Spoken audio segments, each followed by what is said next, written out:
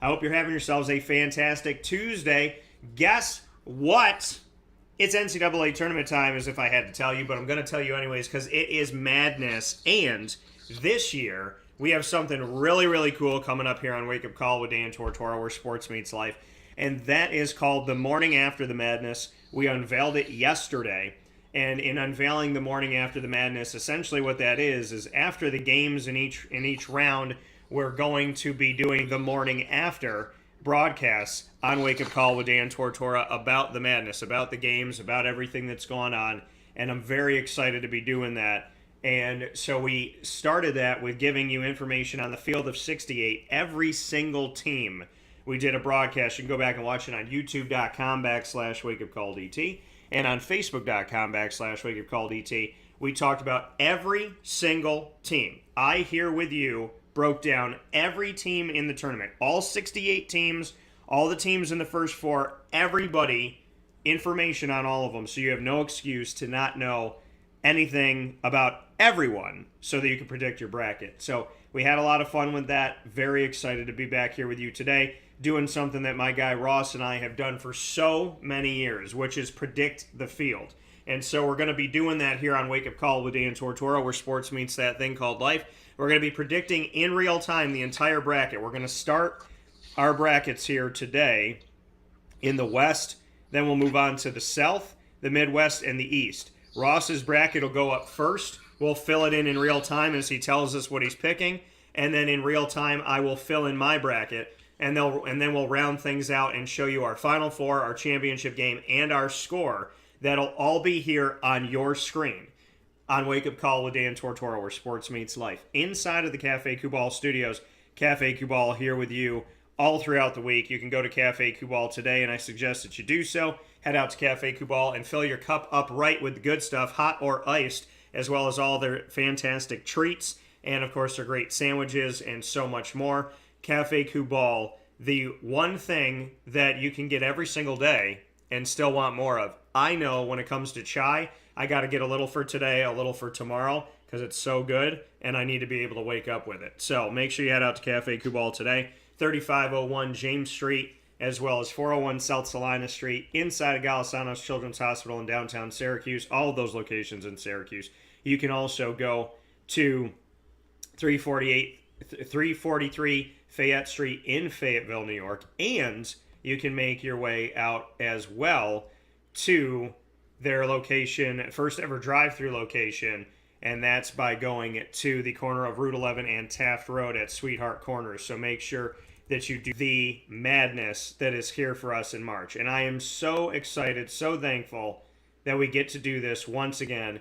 My buddy, Ross Turetsky, hanging out with me where sports meets life on Wake Up Call with Dan Tortora, as we have the opportunity once again to give you our bracket. But unlike ever before, we get to do it in a special way as you watch in real time Ross and I fill out our brackets individually by region. You see us write in our winning teams all the way through. I can't wait to do this today. It's going to be a lot of fun. Ross, how you doing today?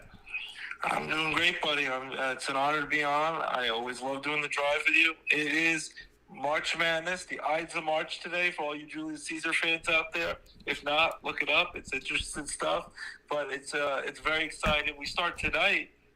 First four are playing tonight. We got some college basketball. The tournament has begun, and I'm just so glad. 2 years ago was the worst case scenario. Had COVID, the pandemic broke out right before the tournament started. No March Madness, wiped right out. All that revenue, all that money that gets generated, all that excitement, all that was just wiped out the window. And yeah, it gives us a chance to pause and appreciate how important the everyday things are.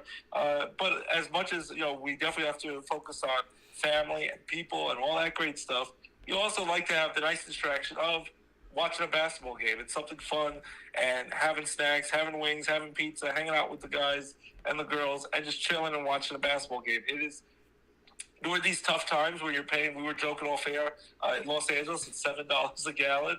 And then it goes up like 50 cents from morning to afternoon time at your local Sheetz gas station or any gas station. During these tough times, it is nice to have the distraction of a fun basketball game. Put the brackets out. You can kind of put a friendly wager on it, and it's just exciting. So I'm pumped for it. I'm always pumped to do the predictions with you and let the madness of March begin. We got, besides basketball, you got free agency football, free agency baseball. That the lockout is finally over. Hallelujah.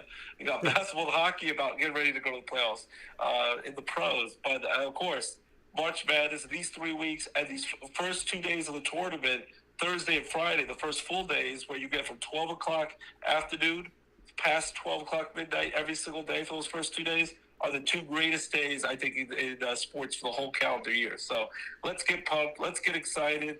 And I still will say, free Buddy Boeheim. Syracuse got hosed, and they gave Duke a run for their money. And Coach K, in his swan song, about to retire, he caught a break that Buddy Boeheim didn't play that game. But Syracuse, I wish they would still be playing. They had struggles throughout the year, but I thought they were playing well towards the end. It would have been nice to see them get a chance, at least at the NIT. But so they're out of it. I know you said that you can now focus on the tournament. You don't have to worry about your local team. And now, let's see who's going to win. Let's see what Cinderella teams are going to do their thing and what 12 seed's going to knock off a 5 seed, because you know it's going to happen. It happens every year. Yeah, it's I'm very excited to be able to do this with you. Very excited to see our brackets as they get unveiled. I have not looked at Ross's bracket. He sent it over. I did not look at it. I saw like kind of minimally things as we were piecing things together. So Ross and I are going to be unveiling our brackets for you, helping you fill out your bracket. And as we help you fill out your bracket, I want to let you all know that you can join the bracket challenge for Wake Up Call with Dan Tortora, and I'm going to make it super easy for you to do that. So if you'd like to join the Wake Up Call with Dan Tortora bracket challenge, we would love to have you. It is free, it is easy, it's on Yahoo, and you can join it by searching Wake Up Call. That's all you have to do is search Wake Up Call. Our ID number is 65482. That's 65482 if you want to search us that way. But it is called Wake Up Call. That's the name of the bracket. Keep it simple. Keep it easy.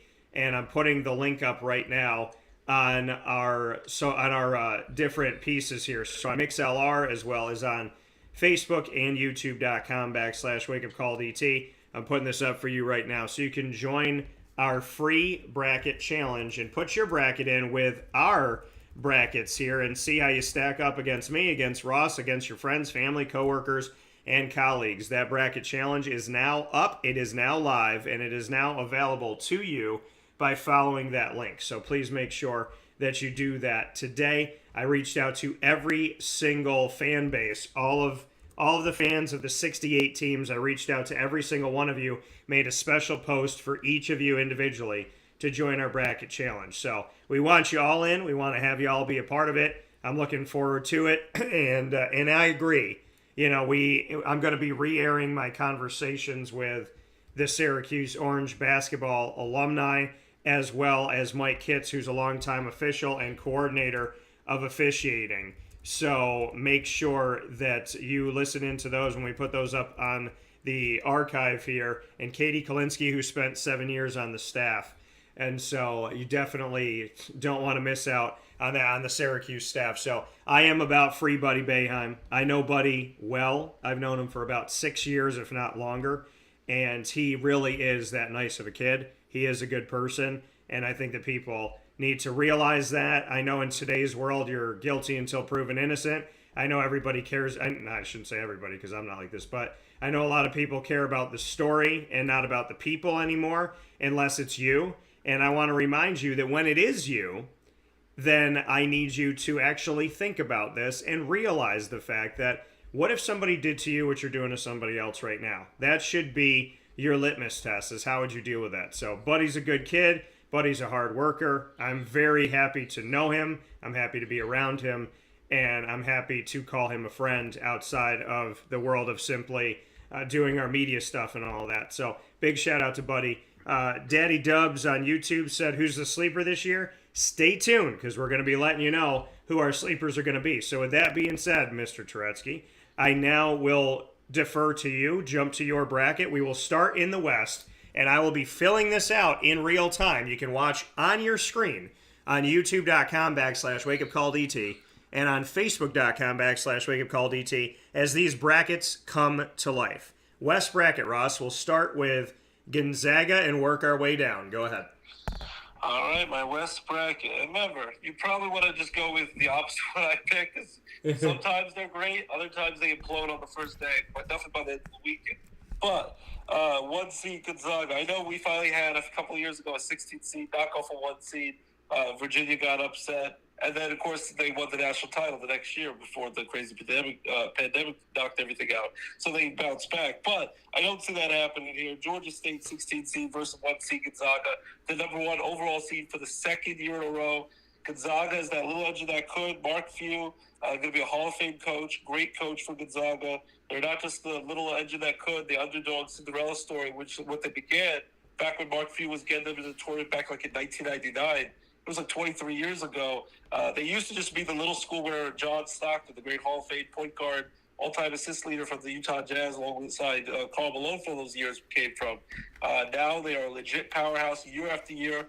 The only thing they haven't done yet, they haven't sealed the deal with that national championship. Because this is going to finally be the year. Everyone thought it was going to be last year, the year before that. They've fallen just short. They've lost the national title games. They've had undefeated seasons all the way up to the championship game, and they've fallen just short. Gonzaga is a powerhouse. They find these guys who you don't think are superstars, and sometimes the next level, they aren't an NBA superstar. They Adam Morrison's of the world with his glorious 70s porn stash. But on the college floor, they are amazing. They are resilient, and they're a hard-nosed team. They have usually great outside shooting, good low-post presence, tough on the boards, tough, fundamentally sound team. And Gonzaga is going to crush Georgia State. I don't know if this will be close, but Gonzaga wins big, as the former president would say, bigly. 8 seed Boise State versus 9 seed Memphis. I'm going to go with this. It's always a toss-up 8 versus 9 matchup. It's not really an upset either way. I'm going to go with Memphis here. I just think Memphis is, tougher schedule, better competition throughout the year. They're more ready to play in this tournament. I'm going to go with Memphis to win over Boise State, but I expect that to be a close one. 5 seed versus 12 seed. As I said, there's always at least 1 or 2 every year. I don't know how it always works out that way. I don't know the probability, the statistical analysis of how it breaks down, but every year, at least, probably more than 1, at least 2, if not more, 12 seeds knock off a 5 seed. Can New Mexico State be that 12 seed? Well, it could be, and I can see an upset, but I'm not going to pick it here. I will pick them later in the show, but I'm going to go with 5. UConn, Connecticut, they face the tougher competition coming out of the Big East. So unless they totally overlook their opponent, which I don't see them being able to do, I think they play hard-nosed basketball. Big East basketball, you go to war every night. It is a battle. It is so competitive. The crowds go nuts. They just played at the Madison Square Garden for the conference tournament. My buddy Dan was here for that and for the ACC tournament at Barclays Center in Brooklyn. I'm going to go with Connecticut. They beat New Mexico State. I expected to win by at least about 10 points and pull away late.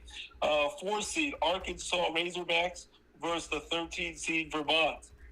I'm going to pick my first huge upset. I'll go with 13 seed Vermont, which you Syracuse fans know can pull off upsets because years ago when Jerry McNamara was on Syracuse, Vermont shocked the basketball world and knocked Syracuse off. I'm sure it's a painful memory, but Vermont is a dangerous team, and I'm going to predict 13 seed Vermont is going to knock off Arkansas, and they're going to wear that Cinderella slipper for at least another day. Arkansas going down to Vermont. Vermont wins. Then 6 seed Alabama versus the playing game, the first 4 game, Rutgers versus Notre Dame, whoever wins that. I'll probably predict, if I have to predict, I'm going to go with Notre Dame beating Rutgers, but it's nice Rutgers finally got back into the NCAA tournament. I haven't done that in years. But Notre Dame, I think, will win that game. But Alabama versus Notre Dame, I'm going to go with Alabama to win that game. I know it's not Nick Saban college football where they dominate, but I think Alabama is the tougher team. SEC, they've been playing pretty well throughout the year. And any of these teams, they're not bad, the teams that get in the first 4, but they're kind of just lucky they got there. So it's going to take a lot of kind of, my people would say chutzpah to really pick them to make a run, because even though you can get a lot of momentum from winning one of these first 4 games, it takes a lot out of you, and then you have to come right back, and it's like kind of the wild card game in baseball. You have to come right back and then play a well-rested, talented team who's ready to pounce on you. So anything could happen in a single elimination game, but I'm going to go with Alabama to win that game in advance. The 3 seed Texas Tech versus 14 seed Montana State. I'm going to go with Texas Tech to win that one. You've been seeing Pat Mahomes, the great quarterback for the Kansas City Chiefs, just got married. Congrats to Pat Mahomes. He's been cheering them on courtside throughout the season. I think Texas Tech is just going to wipe the floor of Montana State. It's just much better competition, and they're not going to be able to match up. But the Texas Tech wins that. They advance. And then I have a 7 seed, Michigan State, over Davidson, over the 10 seed. Michigan State, I just love what they do. Tom Izzo, Hall of Fame coach, year after year gets teams that you don't think can make a run, and they somehow find a way every year to at least get the Sweet 16 and find a way to get to the Final Four, even when they don't have the most competitive, the most talented teams out there. They're always hard-nosed on the rebounds, tough team. They're nasty. They'll knock you on the floor. They'll kick your butt. But that's what Tom Izzo's Michigan State Spartan teams do. So Michigan State will beat Davidson and advance to the next round.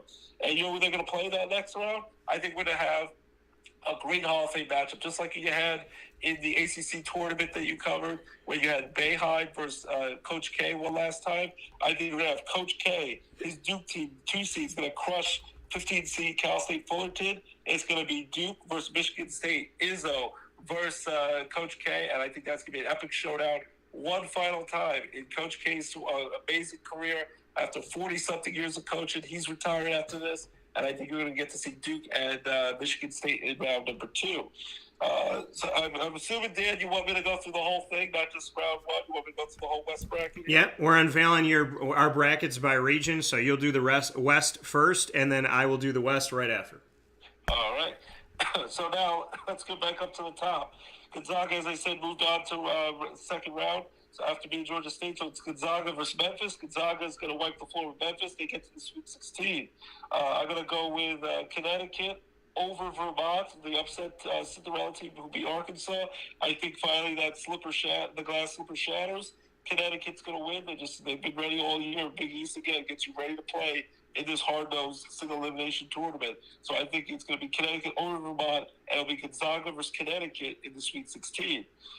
Alabama, who beats Notre Dame in round 1, they're going to play Texas Tech in the second round. Texas Tech, the Red Raiders, are going to knock off Alabama. They will move on and get to the Sweet 16, and they will play Duke. I think Coach K is going to have one last magical run, whether it's meant in the stars or this is just how it's played out. I know a lot of conspiracy theorists are like, oh, this is just, the referees, everyone is going to have in the bag for Coach K to get it done, because that's the way for him to go out on top, win that 6th national title. So a lot of people, they'll laugh at the idea, saying if that happens, there's conspiracy theory. They're gonna, it's basically NCAA and all the sponsors are trying to, and the networks are trying to get Duke to win that championship. But I just think Duke is a great team. Syracuse, I know, gave them a run for their money, and Duke has struggled at times. They lost Coach K's last home game to North Carolina, which was, kind of an embarrassing moment for them. But yet, all those celebrities to build it and paying insane,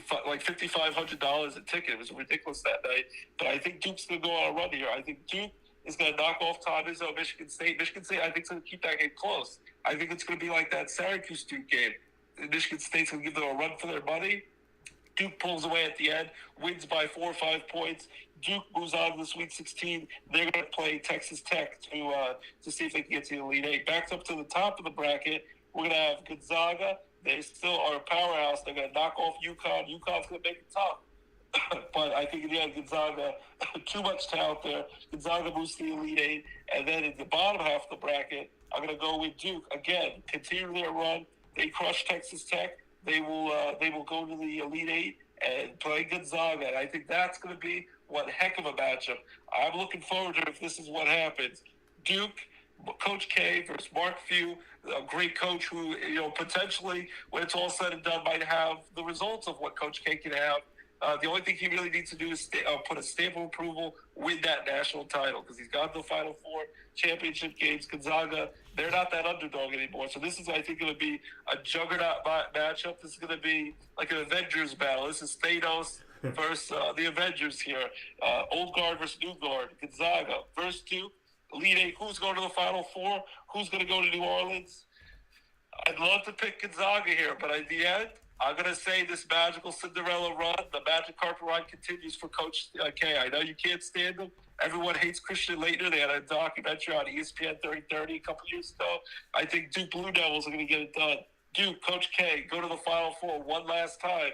They knock off Marquette Gonzaga, and out of the West bracket, they're going to the Final Four, and they'll see you in New Orleans.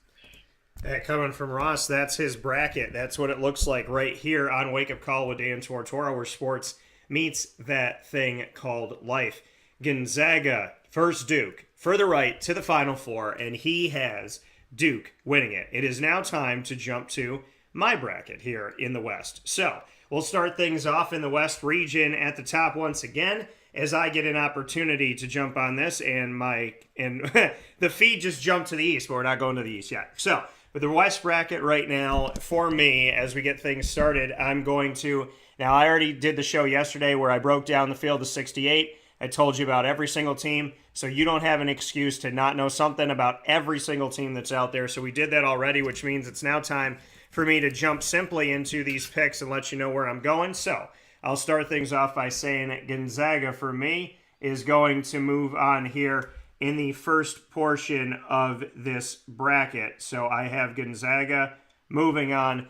Next here, Boise State and Memphis. I'm going to go with Memphis. Penny Hardaway just had an opportunity to speak with him again, which was incredible. I love the fact that I have the opportunity to speak with people like Penny and to be able to talk with him, talk about this team and what they've done. Jalen Duren and the crew, I think, get it done. Memphis winning a bunch of games. I think 12 of their last 14 games. So I'm going with Memphis in this one. He's a great young coach. I'm very impressed with what he's done. And not every superstar basketball player is able to transfer and translate that to coach. I don't think Michael Jordan or Magic Johnson tried in the past. I think a lot of the great ones, they're great, but they can't teach greatness. He's actually was a former great player, had a lot of injury problems, derailed his career, but was great back when it was Petty and Shaq and very little Petty for those Nike commercials. I'm just very impressed that he's matured into a great young coach. I really look forward to big things for him. I'm glad you got a chance to chat with him. Yeah, and a dream come true. So to talk with him, incredibly amazing. Now my goal is to talk to Little Penny because from the videos and all that. But I think you want to talk to Chris Rock. I think he might have been the mastermind behind that. I do remember. I think that was his voice.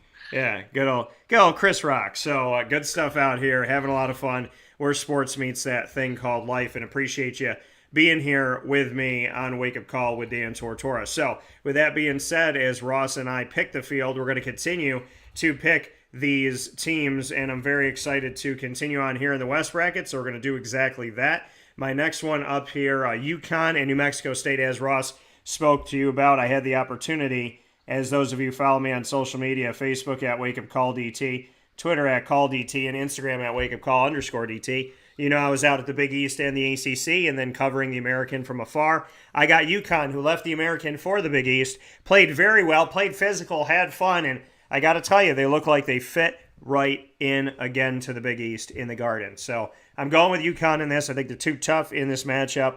And then Arkansas and Vermont. This is a tough one for me. The committee loves the SEC. They've been all over the SEC. But you know what? I know about something. Is the America East and my guy Lavelle Sanders at Binghamton and what Vermont's done and UMBC and a bunch of teams out there. I am going to give Vermont the nod here as well. They're going to be one of my upsets that we're going to see in round number one. A 13 seed over 4-seeded Arkansas. I have Vermont winning this game. And then the playing game between Rutgers and Notre Dame. Rutgers has some things that they've done in the Big Ten to show that they have some life there. Not in football, but in basketball, they have definitely shown that they could do some good things. My guy Mike Bray at Notre Dame, love talking with him, love being around him. This is a tough matchup for me because I respect Rutgers with this, but I'm going to pick Mike Bray and Notre Dame to get at least one win in the play-in game. And then I'm picking Fly Bama to go and take it from here as I have Alabama winning this matchup against the play-in game of Rutgers or Notre Dame, which I think is going to be Notre Dame like Ross.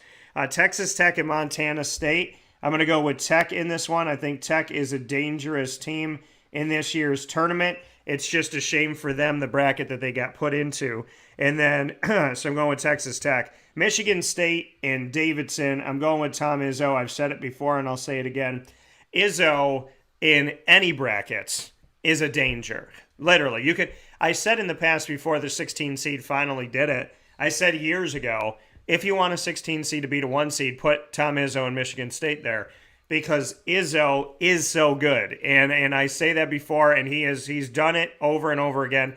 8 seed, 7 seed, 2 seed, 1 seed, doesn't even matter where he is. He's always dangerous. I know they lose sometimes, but this was a man that was like perennially or every other year going to the Final Four, Elite Eight. So I like Tom Izzo. I think that this bracket is potentially more wide open than maybe it's ever been in recent years. But I like Izzo to win that. And then I'm going to go with Duke at the bottom of this bracket over Cal State Fullerton. So I have Duke in this. I, like you, Ross, believe that this is set up to be a Cinderella story for Coach K. The irony of this is Cinderella teams are usually the ones that knock somebody off that aren't supposed to. I knew Duke was going to get a 2 seed. I knew that was going to happen. The thing that's crazy is Virginia Tech beats them, gets an 11, and then Duke gets a 2. I'm not saying Virginia Tech should have gotten a 2, but I knew that Duke was going to get a 2 seed. If they won the ACC tournament and some other things happened, I feel like they were going to argue them to a 1 seed. But they give them the 2, and, we're going to have to live with that. For those that like it or dislike it, that's what it is. So that is where we are with things, and I got Duke coming out of that. Going back to the top of the bracket, Gonzaga and Memphis. I respect Mark Few, and, I love that Penny's at Memphis. I love what he's doing. I love what Mark Few has done in Gonzaga, and I got to go with the Zags in this one. I got to go with the Bulldogs to win this matchup. And then next up on the docket here is going to take me to UConn and Vermont. I'm going to have UConn advancing here. Their coach is extremely vibrant and very passionate. I'm excited to see Gonzaga, UConn, and not that Vermont isn't. I'm just saying being around the UConn coach, very much in it. I love the passion of the Big East. And then Bama and Texas Tech. I'm going to give the nod to Texas Tech in this game. I think Texas Tech, I think the Red Raiders got a lot going on, got a lot of good things moving forward for them. I would have picked them farther in the bracket, potentially to the Elite Eight, if not for facing Michigan State or Duke. I'm going to give Duke the nod here. Now, Duke has lost some games this year, and Duke has definitely looked vulnerable, and I think that they will be vulnerable, but not yet. And then with Gonzaga and UConn, I'm going to pick the Zags to move on here again. I have Gonzaga. Now, the thing that is a travesty, in my opinion, is to have Gonzaga and Duke in the same bracket, because this is what you want to see as a potential championship game.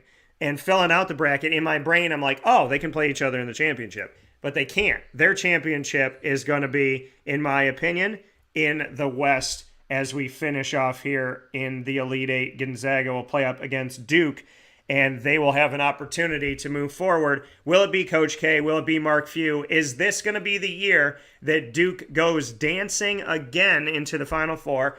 Or will Mark Few find a way? This bracket is a pain. It is a thorn in my side. I don't know why we started here, because to me, in this moment, as we fill this out in real time on Wake Up Call with Dan Tortora, unveiling our brackets, Ross Turetsky and myself, Dan Tortora, a.k.a. DT, this bracket, for me, is extremely difficult. Gonzaga, Duke. Gonzaga can score. Gonzaga can do some good things. Gonzaga has been vulnerable. Now, the thing that we look at in this matchup, which I think is very exciting, is the fact that when you go back to Gonzaga's season, they tested themselves this year, arguably, more than any other year in non-conference play. And in non-conference play, the Gonzaga Bulldogs, who finished off the season 26-3, they faced UCLA, Texas, Duke, and Alabama and Texas Tech. Now, they defeated Texas Tech by 14. They lost to Alabama by 9, and that was on neutral court. They lost to Duke by 3, and they beat UCLA by 20. And they beat Texas by 12. So, looking at these games... Was it a cakewalk? I know a lot of people usually criticize them, saying that they're facing these easy teams, destroying them in a weak conference. They proved they could play with the big boys, but I'm with you. I wish this could be a national title game or at least a Final Four matchup. It stinks that goes down to the Elite Eight to go to the Final Four. Like, this is a tough one to pick either way. I wanted to go with Gonzaga, but this is a hard one either way. This is a juggernaut matchup. Yeah, and this is the thing is they played each other. It was a 3-point game. I watched the game. It was an instant classic. I think I still have it saved on my DVR. But, this, and I'm probably going to go back and watch. I should have gone back and watched this game again before I had to put myself through this, very difficult and emotional moment on Wake Up Call with Dan Tortora inside the Cafe Kubal Studios to have to make this pick. I'm going to do this thing like Ryan Seacrest. I'm going to keep talking and talking before I put anything on that line. I know you're not a big Duke fan, but it's almost like this pick is so hard. It's like picking who's your favorite kid. You don't want to admit who's your favorite kid, but deep down you have a favorite kid. You just don't want the other kid to know that. So this is a tough matchup here. It's a tough one to say because you wish you could just whisper this and then at the end just say, "Oh, I picked it right." This is a hard one to go either way. And I know Gonzaga. That's the other thing. Besides, they always say it's a cakewalk, easy schedule. Where they went undefeated up until the championship game last year. Everyone's like, "Oh, they played no one," and they always say that, "Oh, they're a soft team." When a big conference school like Duke from the ACC comes, they're gonna wipe the floor with them, and they're not gonna be able to compete with them. But I think Gonzaga can't compete with them. I think this is just like the first time a matchup is gonna go down to a one possession game at the end of the game, where anything could happen. So yeah. I don't think it's as simple as saying that Duke comes from plays tougher schedule. Duke is going to destroy them. Maybe 10 years ago that would have happened. Gonzaga has a chance in this game, but you have to pick who's your favorite son. Yeah, and I want to be like Gonzaga, Duke. This is my final pick, and so I'm going to go with. Yeah, we're going to keep cutting to commercials. So I'm writing it in right now.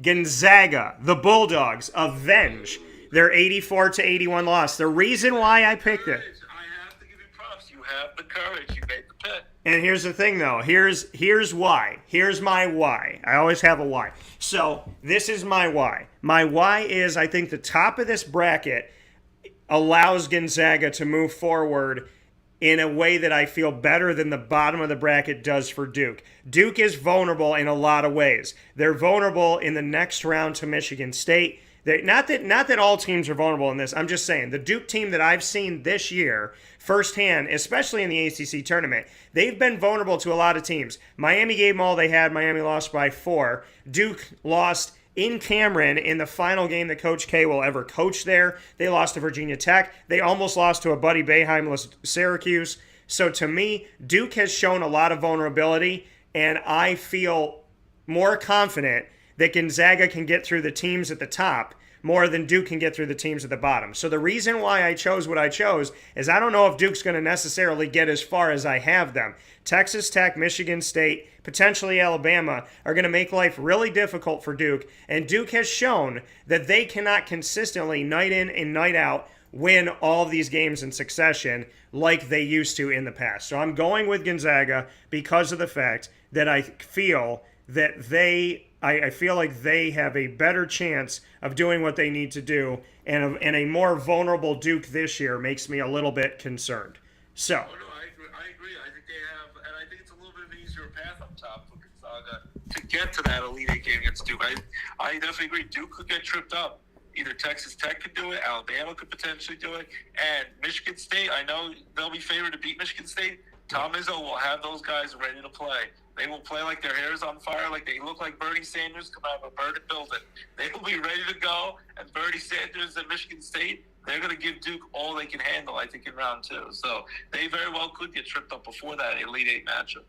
Yeah, so I'm going to go with the Zags because I think that Duke could very well get tripped up there in that matchup like we were talking about. And so we're going to take a step aside for a fast break. Here on the Bracket Unveil edition of Wake Up Call with Dan Tortora, Ross Turetsky and I have done this for years. We continue to do it this time around as we unveil our brackets in real time to you here on Wake Up Call with Dan Tortora. The pen is going to the pad. It is not a pencil. We are writing this in ink, and we are keeping this right now. And so we did our South bracket, or our West bracket. We'll come back with the South right after this on Wake Up Call with Dan Tortora inside the Cafe Kubal Studios, where sports truly meets life.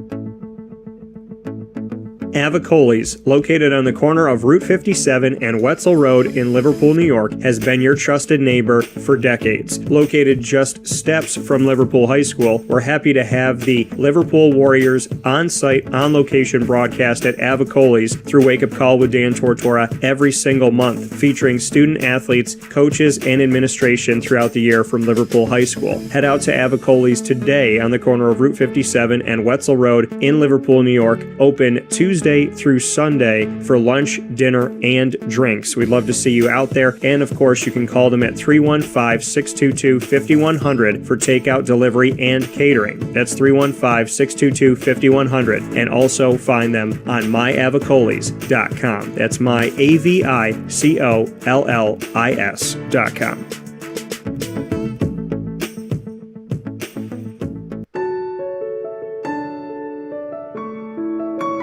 Having peace of mind when you're out of town that your furry-loving friend is safe and sound means taking them to Canine Campground, because we all know that when it comes to the love of our pets, it goes well beyond the call of duty to make sure they're safe and sound. Right, Lily? So take a ride to 242 Johnson Street in East Syracuse, New York, and see Canine Campground and where your dog will be staying, in the classic cabin, the executive cabin, the grand cabin, or of course the luxury cabin, because if you know Lily, you know she loves luxury. Now you don't have to wait to the last minute to find a family member or a friend that'll take your dog for a few days. Call Canine Campground at 315-299-4013. That's 315-299-4013. Their drop-off and pickup times are Monday through Sunday. Check K9campground.com for more information. That's the letter K, the number 9, and campground spelled with a K.com. K9campground.com. When you're going out of town, bring your dog to Canine Campground.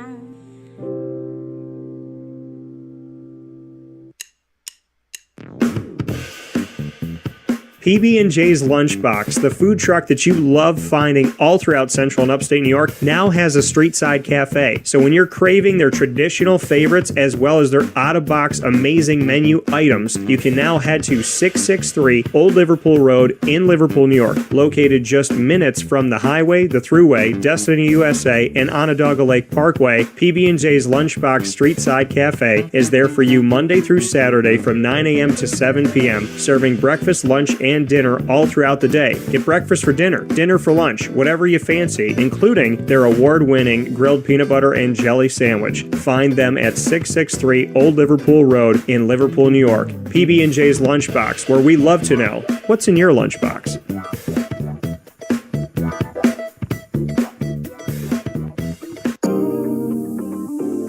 As a patient, what do we want? To be cared for, to be listened to, and to have someone walk us through the process on our path to victory. Victory Sports Medicine and Orthopedics does all of those things beautifully, with Dr. Mark Petropoli leading the team on 791 West Genesee Street in Skaneateles, New York, located minutes from beautiful Skaneateles Lake. Whatever your injury may be from head to toe, preventative care, rehab, physical therapy, laser therapy, and surgery are all available at Victory Sports Medicine and Orthopedics, where they care about us, they listen to us, and they understand that everyone's path to victory is a little bit different. Let them help you on yours by calling 315-685-7544 to make your appointment today. That's 315-685-7544. And find out more information at victorysportsmedicine.com.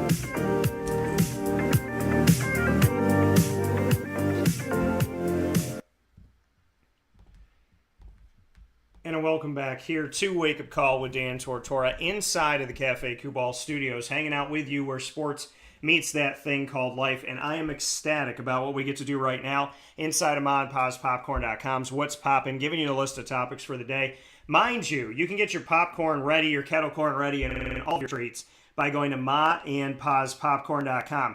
Every fan of every team all over the country can get Ma and Paws by going to MaandPawsPopcorn.com. They will deliver to your doorstep if you go to their website, MaandPawsPopcorn.com, any one of the 50 states order from them today. We are unveiling our bracket and then jumping into the ingredients to success as we do every Tuesday, proudly presented by Avicolli, which is foreshadowing because we'll be at Avicolli's later on tonight at 6 p.m. as we have fun with an amazing Liverpool Warriors bowling team for varsity girls and varsity boys tonight. So we get to celebrate bowling and then jump right into March Madness. So with that being said, we're jumping back into March Madness this morning as Ross and I are unveiling our brackets in real time. We've done the West, now it's time to jump into the South. And as the bracket is being predicted, I am writing these in for you so that you see them in real time, unlike anything we've ever done on Wake Up Call. Ross Turetsky, fellow broadcaster, writer, journalist, and fantastic human being, a brother of mine, is here to bring you his South region. Ross, go ahead. All right, South region. We got the 1 seed, Arizona Wildcats. Lute Olson back in the day, won a national title. We're a powerhouse. They had some lean years for a while, but they're back. They're on top, and they're going to face the 16 seed matchup between the first four in matchup. They'll decide between Wright State and Bryant. If I have to pick, I'll probably pick Bryant to win that matchup. It can go either way, but I think it'll be Arizona for 16 seed Bryant. I don't think we're going to have an epic upset here. I think Arizona Wildcats, they crush Bryant, and they move on to the second round pretty easily. Then the 8 versus 9 seed matchup, always a toss-up. Seton Hall out of the Big East versus TCU. TCU is also always a pretty tough team as well. But I'm going to go with Seton Hall. Big East, just like I said with UConn, it comes out of the Big East. They play a tough-nosed style of basketball. You have to go to war every night in the Big East, whether it be in the conference tournament or throughout the season. The fans are louder. The craziness that you have to deal with. You are more battle-tested and battle-ready for a single elimination tournament like the NCAA tournament. They are March Madness ready. I'm going to go with Seton Hall. I think the Pirates, they knock off TCU in a close 4 or 5 point game. Seton Hall will move on and take on Arizona in the second round. Okay, so finally, drum roll, 12 seed versus 5 seed. We're going to have our first 12 seed upset. It happens every year. It's going to happen again. UAB, 12 seed, who's had a lot of success in the tournament in the past, as a little engine that could, small conference school. UAB is going to knock off the Houston Cougars, 12 over a 5 seed. First one of the tournament. UAB goes on. They go to the second round, and you know what they're going to play? They're going to play the 4 seed Illinois coming out of the Big Ten. The Fighting Illini, they're going to crush Chattanooga, who had a nice run in their conference tournament. Illinois, 4 seed over 13 seed Chattanooga. Too much firepower for Illinois. Big Ten, again, just like Big East, hard-nosed, very physical basketball, gets them ready to play this tournament. Illinois over Chattanooga, and it'll be UAB, 12 seed over the 5 seed advantage, so it'll be UAB versus Illinois in the second round. Then in the next one here, 6 seed Colorado State versus 11 seed Michigan Wolverines. I'm going to go with a little bit of an upset. Colorado State comes from a smaller conference. They would be favored to win, you would think, as a higher seed. But I'm going to go with 11 seed Michigan Wolverines. They are hard-nosed, as you saw from their coach, the great Juwan Howard for the Fab Five. He got the fights when he You got to have a hard nose when playing Juwan. That's how it is. Yeah. He did not like the Wisconsin coach at the coach line, grabbing him in a way that he thought was disrespectful. Juwan Howard, he was not a fan of that. He laid the wood down there and said, no more of this garbage. And I think his players respect him more. I'm not condoning fighting and going crazy. It's not professional. He was suspended 5 games the rest of the regular season for it. But his players respect him, and they will run through a brick wall for him because they know he has their backs, and he is going to push them and make them a better basketball player. They are going to be riled up to make a little run in this tournament. They come, again, from the Big Ten, just like Illinois. Michigan is battle-tested, and they are more battle-tested than Colorado State, who has a much easier schedule throughout the year. I'm going to go with the Michigan Wolverines, Juwan Howard. One way or another, he's going to win a fight. He's going to win a fight on the court this time, not with the fists. Michigan's going to knock off Colorado State, go to the second round. And Dave Portnoy, Michigan alumni from Barstool Sports with his pizza reviews we enjoy every night. He'll be excited. He's a big Juwan Howard fan. And maybe they'll win it in the great Tom Brady. Going to come out of retirement. He was retired 40 days. He was retired for less time than the baseball lockout that was only 99 days. He was retired for just 40 days. And already he's like, enough. I need to spend more time with my wife and kids. 40 days later, he's like, I'm out, ready to play football, ready to have 300-pounders tackle me and try to break my legs. I'd rather do that than hang out with my wife and kids. Yeah. No disrespect to that, but just... I don't want to be with Giselle. I'd rather have giant men fall on top of me every day. I mean, that's just... I know it might be a cheap shot, and I respect Tom Brady. He's the greatest quarterback in football history. But as a long-suffering Jet fan, he used to destroy me as a Patriot on the New England Patriots. I had to take a shot at him. But Tom Brady, welcome back. He'll play till he's 100 now. I won't trust any retirement now because I made a nice tribute on my sports show when he did retire. Never again because I don't trust that he'll ever retire. He'll play when he's... I said he's going to play as long as I'm alive. He's somehow going to play when I'm 100 and he's 100 and whatever. Like, I'm not surprised. To the world that is, I'm not surprised. I saw it, I literally saw it on Sunday, and my face stayed the same. I went, okay, no. Listen, Joe Theismann said it on the show, and I agreed with him. Joe and I talked about it right here in the Cafe Kubal studios, and I was like, I don't disagree with it. Joe's thinking it. I'm thinking it. He's not done. And to me, this is not any type of any sort of surprise whatsoever. I believe that Tom Brady will always be peeking around the bushes. I do. I think he's always going to be there. I do. He's never going to go away. And this is my thing, Tom, okay? If you want to do right by me in Boston, okay, even though he's not there anymore, we need to make a TED 3 without Tom Brady. That's something that Tom doesn't need to be in. I can tell you that. No. So, Tom Brady, retirement's out. Welcome back. But, yes, I believe there's babies right now. Before they even grow up to play in the NFL, he will play longer than they will. He will still be playing when they're retired and in the Hall of Fame. He'll just keep playing forever. So, in honor of that, Michigan, hard-nosed team, Juwan Howard, they're going to win against Colorado State. They're going to get to the second round. Tennessee, the 3 seed versus 14 seed Longwood. I didn't even realize Longwood had a college basketball program. There's a couple of these matchups when I see them, I don't even realize that that's a real school. It sounds like a make-believe name. Longwood sounds either like an X-rated film or it sounds like it's a Western movie. Sounds like Jersey Shore. It sounds like, yo, we're coming back, Longwood. That's what it sounds like. Yes. Jim Tan Laundry. It's either that. Jim Tan Longwood. That's what it is. GTL, Jim Tan Longwood. I think we should, you know what? I'm copywriting and TMing that. We need to make those shirts for the tournament. We need to make Longwood Lancers shirts that say Jim Tan Longwood. I like it. I like it, and I hope there's signs out there for this game against Tennessee. But I think it's going to be short-lived because I think after 40 minutes of play, the Tennessee Volunteers will wipe the floor with them. But go Longwood, go, because I like the funny name. But Tennessee's going to beat Longwood either way. They'll win that easily. Tennessee goes to the second round. That's probably going to be at least a 20-point just whooping right there. They're going to crush them. Okay, so the Tennessee will take on Michigan in round 2. Then on the bottom half of this South bracket, it's going to be this one's a tough one. Ohio State versus Loyola Chicago. What is it, Sister Jean that we like to root for? She's about 100 years old. And the great nun who's the rally cry for this team. Everyone's always rooted them on. They've proven time and time again that they can pull off these upsets. I want to pick them. But in the end, I'm going to go with Ohio State because, again, maybe I'm wrong with this. I'm going to say that Big Ten, Ohio State, they play the tougher competition. They're inconsistent throughout the year, but they're playing more physical basketball. They have more firepower. I think they win a close game, but I want to go with Loyola Chicago. I think they're going to give them a run for their money. I think that's going to be a 2-3-point game, and I wouldn't be shocked if they pull off the upset there. But I think Ohio State, the Buckeyes, get a win in a close one by about 3 points.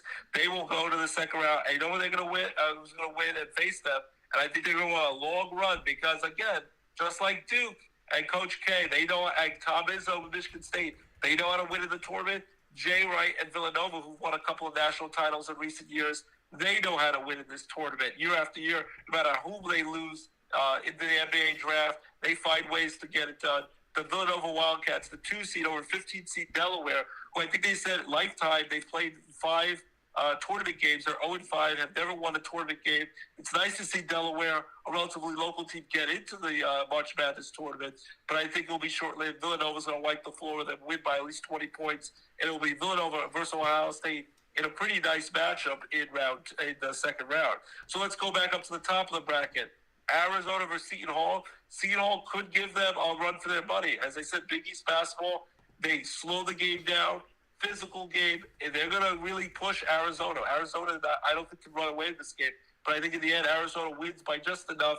The Wildcats survive a scare. They beat the Seton Hall Pirates, move on to the Sweet 16. The next matchup, UAB, who becomes that first 12 seed to beat a 5 seed over Houston. UAB against Illinois. Could they continue on and go to the Sweet 16? I think they can give Illinois a tough time. But in the end, Illinois, too much firepower, and they're going to be a little too physical for UAB to handle coming out of that Big Ten conference, ready to go in this tournament. Illinois is going to beat UAB in a close one. Illinois will go to take on Arizona in the Sweet 16. Then the Michigan Wolverines, they will continue. Juwan Howard's fighting power that he has, that underdog they're not usually an underdog in anything because Jim Harbaugh with college football, basketball, they are a powerhouse, Michigan. But he is going to give them that edge, and they're going to run through that wall. Michigan's going to knock off the Tennessee Volunteers. It is somewhat of an upset here. I'm going to roll with Michigan Wolverines to beat Tennessee, pull off the upset, 11 seed over a 3 seed, and go to the Sweet 16. And in that matchup, it won't be an Ohio State versus Michigan matchup like in college football where finally Michigan got that burden off their back, knocked off Ohio State this past year. I don't think it's going to be that because I think Villanova is going to crush Ohio State. They're going to win by at least 10 points. Villanova will knock off Ohio State, and it will be Villanova Wildcats versus Michigan in the Sweet 16. But it would be pretty epic if Ohio State could pull off an upset over Villanova, and we could have Michigan versus Ohio State in basketball for a winner-take-all game like that, just like we had for college football. But I think it's going to be Michigan versus Villanova in the Sweet 16. Back up to the top of the bracket, Arizona versus Illinois. This is another tough one because Arizona, Illinois, two powerhouse schools, two powerhouse conferences. I just think Arizona is going to have too much scoring power here, and Illinois will slow the game down just enough, try to keep it close. But in the end, I think Arizona pulls away with a little too much power there, too much scoring. Arizona's going to knock off Illinois, go to the Elite Eight, and then who they will play? Drum roll. Villanova is going to knock off Michigan. The glass slipper for Juwan Howard. Best drum roll ever. Ba-da-da-da-da-da. I love that. That was a good one. I do the sound effects. I do it all on my own. I do it, as my wife jokes, I do all the things, and I do my spirit fingers. Like, bring it on when I do that. Villanova is going to beat Michigan. Villanova is going to shatter that glass slipper for Michigan. Juwan Howard. Michigan Wolverines, great run. I think it comes to the end of this. Every time you say something about Juwan Howard, when you said Villanova's going to shatter that, I'm like, yeah, like Juwan tried to shatter that nose. I can't, like, every time, there's a pun for everything when it comes to Juwan Howard. You know, I mean, maybe the coach went up to him and said, why don't you call a timeout? Because of the Fab Five. Maybe he said that. I don't know. I don't know what he said. Oh, they're Deb's fight words. If we're going to say that, how you call an imaginary timeout that you guys didn't have in trouble. Oh, he won't forget that till the day he leaves this earth. He will never forget that. So if you make that joke to him, he's gonna want to wipe the floor with you. So Michigan, though, gritty. They're ready for a fight as always. They're the Rocky Balboa of this tournament. But in the end, I think too hot to handle. Villanova will be the Apollo Creed, and he will win this matchup like in the first fight. Villanova's going to beat Michigan. So then Villanova versus Arizona, the Elite Eight. Who's going to win this? The battle of the Wildcats. Wildcats, Arizona in the West. Arizona, the Wildcats in the East in the frigid Philadelphia weather.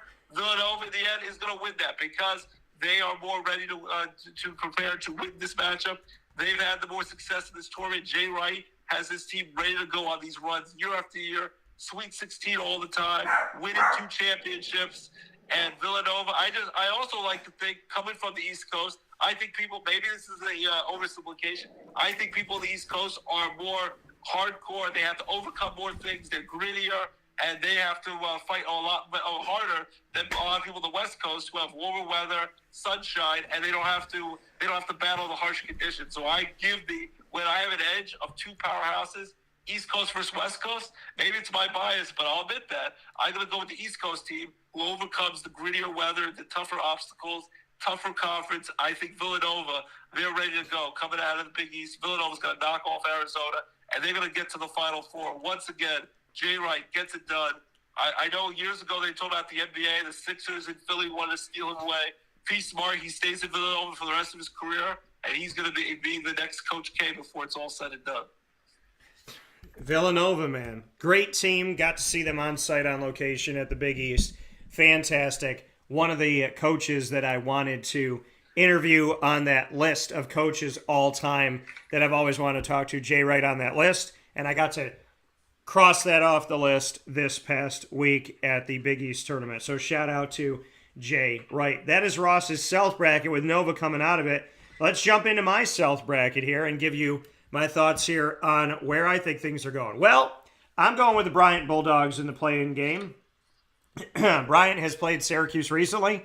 They also have on their team Charles Pride, who won a championship here in Central New York with your Liverpool Warriors, which I'm very excited to announce that. So Liverpool is going to be on site, giving love, having fun, having a great time tonight at 6 p.m. with the bowling team, and we've had the basketball team out as well for girls and boys.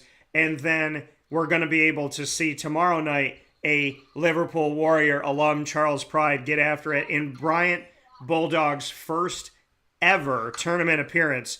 I am a proponent, as I said yesterday, that every team that gets an automatic bid should have an automatic bid. None of the automatic bid teams should have to play a play-in game. That is my belief. The last 4 in should have to play a play-in game. So, or the last 8 in, I should say, because that makes the most sense. I'm right there with you, buddy. I totally agree with that. That's the same thing where they sometimes allow schools, like even in college football, the playoffs and stuff like that, schools that didn't even play their own conference championship, they allow these other schools to jump over them. I think if you win your conference, you should definitely, even if it's a 16 seed and you might get wiped the floor with a 1 seed, you deserve a legit. I know first 4, the play games are part of the tournament. It counts as a win. It counts you're in the tournament. Your school gets the money and everything. But I want them to have the legit tournament, the Thursday, Friday games, starting at 12 o'clock when the brackets officially have to be handed in. They at least deserve to be a 16 seed, if not a 14 or 15 seed. If you win a conference, even a small one, definitely deserve to get in. I want to see the bigger schools like Rutgers, Notre Dame, when they get in at a large bid, they have to play in the playing game. So I totally agree. I don't think any school, no matter how weak you think the conference is, you win it, you deserve to fully be in the tournament, at least as a 16th seed. Yeah, no, I agree, wholeheartedly with that. And I think that, that's something that needs to happen here. And it needs to happen because it's not fair. It's not fair to say there's 32 conferences, 28 of them get in, or whatever it is, and then you guys have to fight for your right to get in. It's not fair. It's not correct. And it's not an automatic bid. It's an automatic bid. It's like telling someone that they got a ticket to a concert and they could be at the concert, but their ticket is to go to the waiting area, and then if they get out of the waiting area, then they can go to the concert. No. If I bought, how much is my ticket? $100. How much is the ticket of the person sitting in the concert? $100. Okay, so we paid the same price. Yeah. Do they have a seat? Yeah. Do you have a seat? We'll see. No. I either have a seat or I don't. So, Bryant, Wright State, you don't deserve it. It's wrong. And so, shout out to you both. Much love to you both. I'm going to pick Bryant, and I don't think this is fair. They need to change it. Arizona, coming out of that play-in game, I got Arizona, the 1 seed, moving forward here. I don't have too much worry about Arizona being able to take care of business. Seton Hall and TCU, Ross mentioned it, and I talked about it while I was there. Seton Hall in the Big East, no disrespect anywhere else, the Big East is tough. The Big East still lets you play. The Big East still has like New York City street rules at times. No blood, no foul. So I love the grit. And I'm a big fan of Kadari Richmond, who played at Syracuse and was mishandled, and now he's at Seton Hall. So shout out to the Pirates and Seton Hall. Excited to see this game. Houston and UAB, I'm going in a different world than Ross. I just spoke with Kelvin Sampson. I got a lot of respect for what Kelvin Sampson did last year to get Houston as far as he did. I had Syracuse and Houston getting all that way together and Houston taking care of business. That part of my bracket was intact. I got Houston here. Dangerous, exciting. He said we don't have any great players. We may not have any NBA players, but our strength is our team. And I have him defeating UAB with his Cougars. Illinois and Chattanooga, I'm going to go with the Fighting Illini in this one. I think, like Ross said, I think Illinois will be able to take care of business here. And then Colorado State and Michigan. This is a tough game because the Colorado State Rams, you're like, maybe. Now, Michigan got into this tournament. I don't think Juwan Howard should be coaching it, but this is where we're at right now, a 6 versus an 11, Colorado State versus Michigan. And I think Michigan is weak in this moment. I think that this could be a danger moment for them. I'm going to pick, and I know that, to the seeding it's not an upset, but to many it is. I'm picking Colorado State over the Michigan Wolverines. And then Juwan Howard is going to send you some mail, buddy. He's not going to be a fan of that pick, but hey, watch out. He's once again, he's a fighter. He might send you some nasty messages after that. But hey, that's why we make the picks. And you have the courage to pick Colorado State. We'll know soon enough who's going to be the winner of that matchup. Well, he needs to understand the punch line. Thank you. Anywho, so I'll go with Tennessee in the next matchup over Longwood. However, I'm still really down for making them t-shirts, Jim Tan Longwood. So Tennessee, love it. Moving forward. Longwood Lancers, shout out to you guys for making the tournament. My girl, sister, listen, I gotta tell you this. Sister Jean, she's amazing. My girl, Sister Jean, has seen, 3 tournaments now on site? She was at that one where everybody loved her, started to get to know her.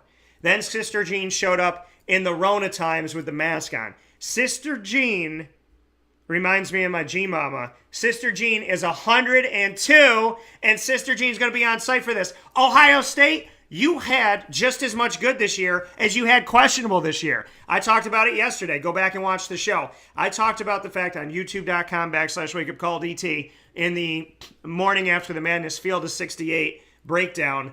I talked about the fact that Ohio State, they had a lot of good and they had a lot of so they're kind of in between. Don't bet against the women and the men of this world that can last over 100 years and keep fighting. I would never bet against my G-Mama, and I'm never going to bet against Sister Jean. In this game, I got to go with Loyola Chicago. But I said I'm never going to bet against... Okay, let me put it to you like this. I'm never going to bet against Sister Jean to at least get one. And what pisses me off about this year's bracket is that they put them with Villanova. And she said something before about teams in Chicago and in the state of Illinois shouldn't be playing against each other in the first round because it divides people and we should be bringing people together. So I'm never going to bet against Sister Jean in life. I want her to live to be 120. I want her to set the record. I want her to be healthy. I want to meet her. I want her to have an incredible life. She's one of my favorite people I never met. So I got to go with the Ramblers in this one, Loyola Chicago. And I want to pick them all the way. And Lord knows, if they somehow pulled this off, then they probably could go all the way. On the bottom of the bracket, though, I'm going to go with Villanova. Jay Wright, one of my favorite coaches out there. Couldn't bring myself to buy a Villanova hat when I was at the Big East tournament because of the Big East history with Syracuse, but I love Jay Wright. So I got to put Jay in there over the Delaware Blue Hens. Shout out to the alma mater of my dude, John Strajewski, and Joe Flacco. So with that being said, we jump to the top of the bracket now. Arizona and Seton Hall. I think Arizona is going to be too much for my guy Kadari Richmond and Seton Hall. I would like to pick otherwise, but I think Arizona is going to be able to pull away. They might win that game by 20. And then Houston and Illinois, I'm continuing to go in a different world than Ross here. I'm going with the Houston Cougars to take care of business, get themselves back to the Sweet 16. Colorado State and Tennessee, I'm going to go with the only 10 I see, and I'm going with the Volunteers in that one. And Loyola Chicago, I said I don't bet against her, at least for a game, and I'm not going to bet. Listen, I don't bet against Sister Jean with anything. Great life, healthy, happy, safe. The Ramblers, however, not against Sister Jean. I want to be clear about this, Sister Jean. If you listen to this, I got nothing but love for you. I got to be clear about this. I'm going to pick Villanova, but my girl, Sister Jean, much love to you. Thank you for being one of the positives in this world, and thank you for showing us what it looks like to just be a genuinely good and fun and supportive human. So, she's amazing. Much love to you. That's why I hated the idea that I had to pick against them. And I went with Ohio State in the first round. I kept tossing and turning. I really wanted to go with them, and I hope they go on a run like they did a couple years ago where they made a deep run. And to me, she's kind of like Betty White. She reminds me of my grandma. She's like Betty White, a beloved person who you can't hear any. I don't think you've ever heard one bad word about Sister G. She's universally beloved. The late great Betty White, who almost made it to her 100th birthday. I loved her so much because I watched Golden Girl reruns with my grandma growing up. And such an amazing person. And to me, I give her credit. She was like 3 weeks away from her 100. She made it to 100. And thank you for being a friend, a pal, and a confidant. I played that song when she passed, and I love to see Sister G continue to live it well and get to root for an underdog when you root for her school. So I really hope they do prove me wrong and they make a run because she's amazing. I want to see her in this tournament for as long as possible. Yeah, Sister Jean, keep rocking and rolling. To Ross's grandma, to my grandma's, much love. And if you have, if you have lucky enough to have her, you need to appreciate them for as long as you can. Took the words out of my mouth. If you have a grandma, grandpa, or both, kiss them, hug them, call them, go and see them, tell them that you love them, be around them. And when you leave the house, run back into the house and give them another kiss and another hug. And when they ask you why, say just because. My G-mama would say, she would say, see you later, and she'd give me a kiss and a hug. And I'd run back in, and after a while, she'd go, are you going to leave? And I'm like, I got to kiss you one more time. So, and I miss her like crazy. Shout out to my grandparents.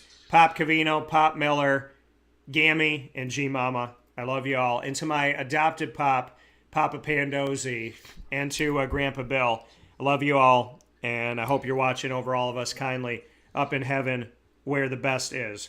So, with that being said, Arizona, Houston, Tennessee, Nova. Good bracket shaping out here.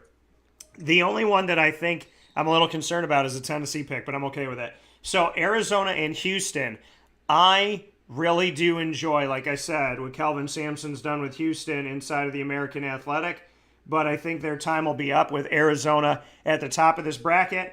And then it's Jay Wright saying goodnight to Tennessee. The Wildcats face off in the Elite Eight. And Arizona, I am not completely sold on. And maybe they can sell me during the tournament. I want to see them more. So the Arizona Wildcats, much respect. My favorite player of all time, Toronto Raptors, Damon Stoudemire, came from the Wildcats of Arizona. But Wildcat versus Wildcat, Pac-12 versus Big East, I'm going with physicality, hoping that whoever's officiating this game lets them play basketball. I'm going with the Villanova Wildcats and the man that was recently voted Coach of the Decade for the 2010s. Villanova, Jay Wright, Final Four. What's up? Let's make it happen. So, with that being said, that is my South region, Ross's South region, and we will be back giving you our thoughts on what's coming up here on Wake Up Call with Dan Tortora with the Midwest region next after this fast break.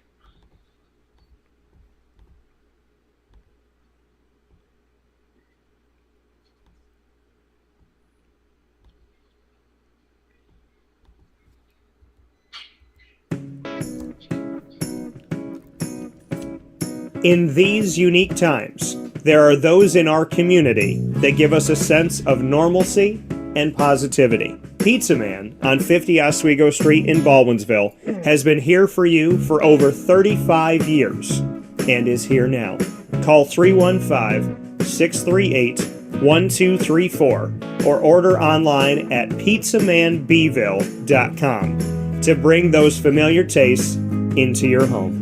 And remember to come see our monthly on-site broadcasts centered around the community and our Baldwinsville Bees. Pizza Man in Baldwinsville. Any way you slice it, they are always here for you.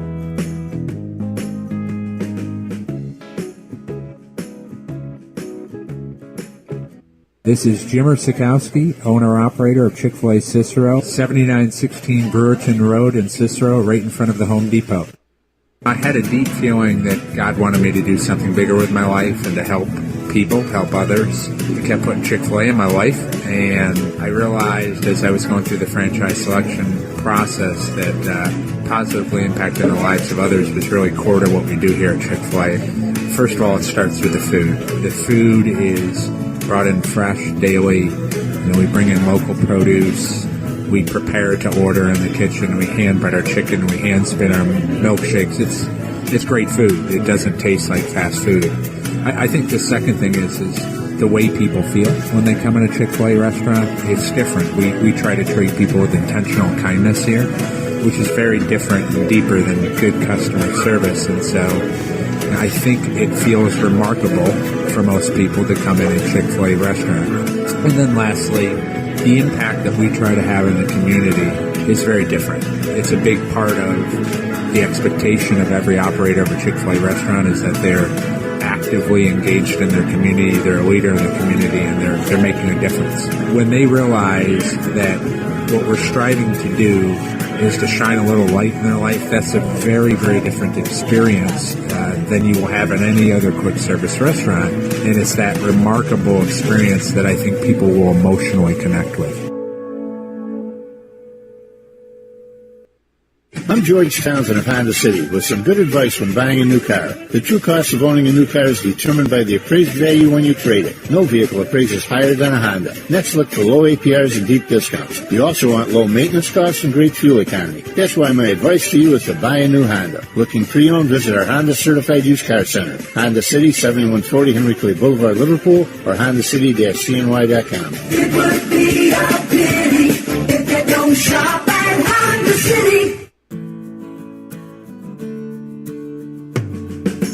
Our corporate purpose at Chick-fil-A is to glorify God by being faithful stewards of all that's entrusted to us and to positively influence all those who come in contact with Chick-fil-A. And what became increasingly clear from our success in Cicero is that people love Chick-fil-A. And also I think we recognized that, we had a great opportunity to grow the brand and grow our platform. I felt incredibly grateful when I was selected to be a Chick-fil-A operator. I think what it's meant for me, what I've come to realize on a very deep level is that this is a calling for me. It's not a career. It's not a job. The Lord called me to be a Chick-fil-A operator and to use these restaurants to glorify Him and to positively influence other people. I'm blessed. I'm very blessed. Head to Chick-fil-A Clay on 3974 State Route 31 in Liverpool, New York.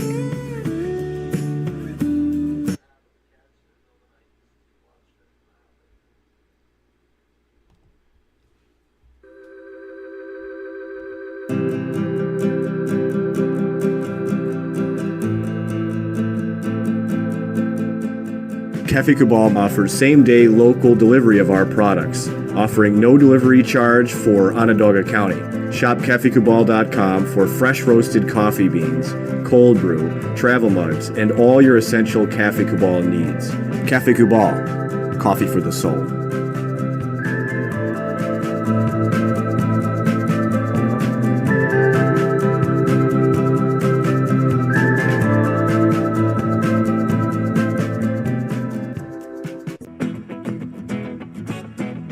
This is Amy from Mother's Cupboard, home of the whole frittata. We are open daily 6 a.m. to 1:30 p.m. For takeout orders, call 315-432-0942 and tune in to Wake Up Call with Dan Tortora for our monthly food challenge and try our Wake Up Call signature menu item available 7 days a week.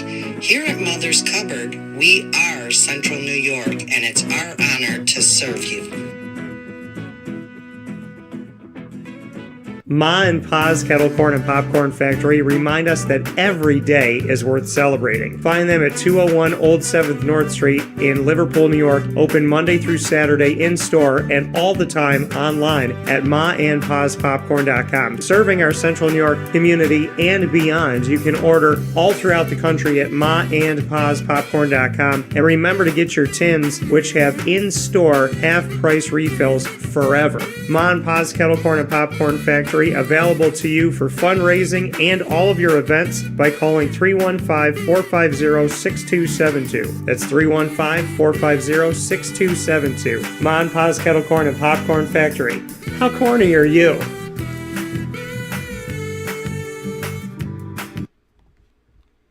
The Millhouse Market, located on 3790 New York 13 in Pulaski, New York, is worth the drive every time. Make sure you make your way out to the Millhouse Market today and every Tuesday through Sunday for breakfast, lunch, and dinner. You can head out to the Millhouse Market and connect with them in so many different ways. You have the opportunity for their indoor bistro menu that changes every single week in their dining area. They also have a nice bar set up in the dining area as well. Of course, as always, drink responsibly. And the Millhouse Market has an indoor general store with an opportunity to buy local products from local companies, be it jewelry, soaps, different things for the kitchen, children's toys, as well as syrups and honeys made right here in central and upstate New York, paying it forward in our community. And a drive-up, drive-through window to grab your food and go when you order on the Millhouse Market app, or you call 315-298-4104 to place your order.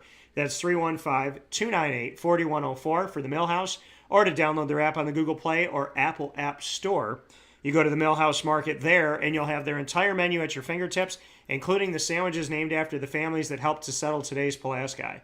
Ingrained in our community and ingrained in our taste buds, the Millhouse Market, there for you every single week with new and creative and amazing ideas. Somehow, some way, Rebecca Elford makes her work of art edible. I don't know how she does it, but she does it all the time.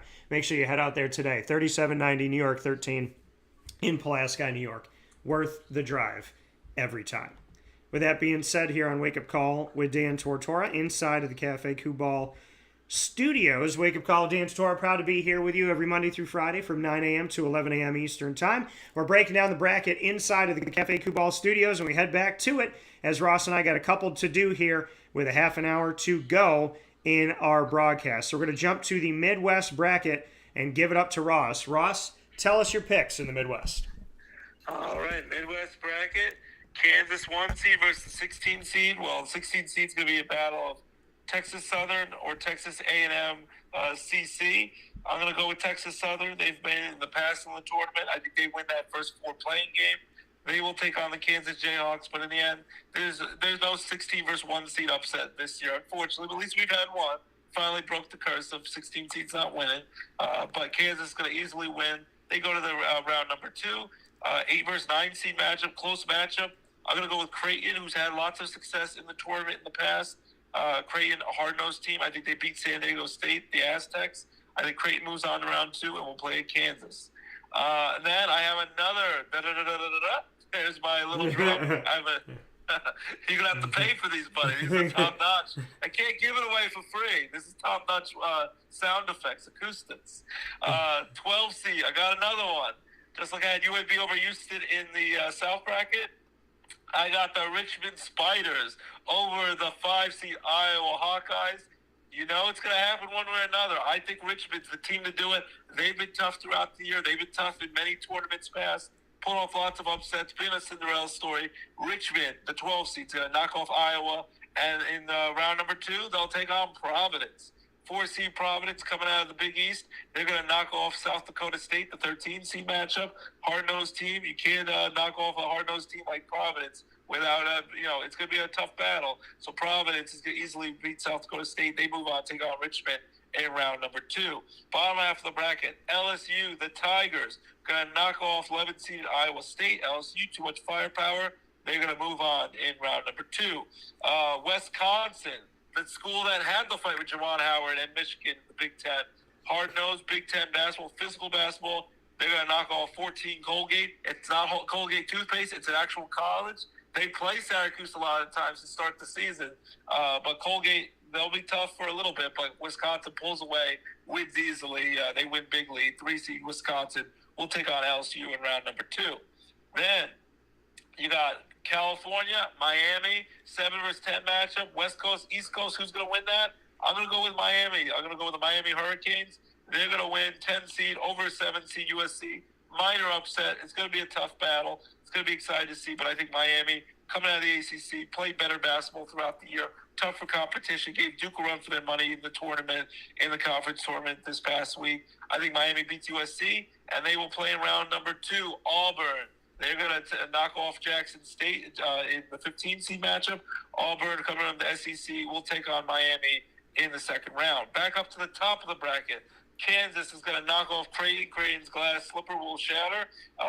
Kansas knocks off Creighton pretty easily. They will move to the Sweet 16. Providence will knock off Richmond. The Richmond Spiders, the 12 seed, who pulled off that upset in round 1.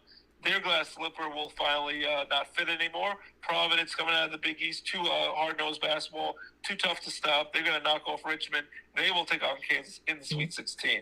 Then I have Wisconsin out of the Big Ten, too physical for LSU. They're going to knock off LSU and give the SEC a run for their money. Wisconsin's going to go to the Sweet 16 after beating LSU.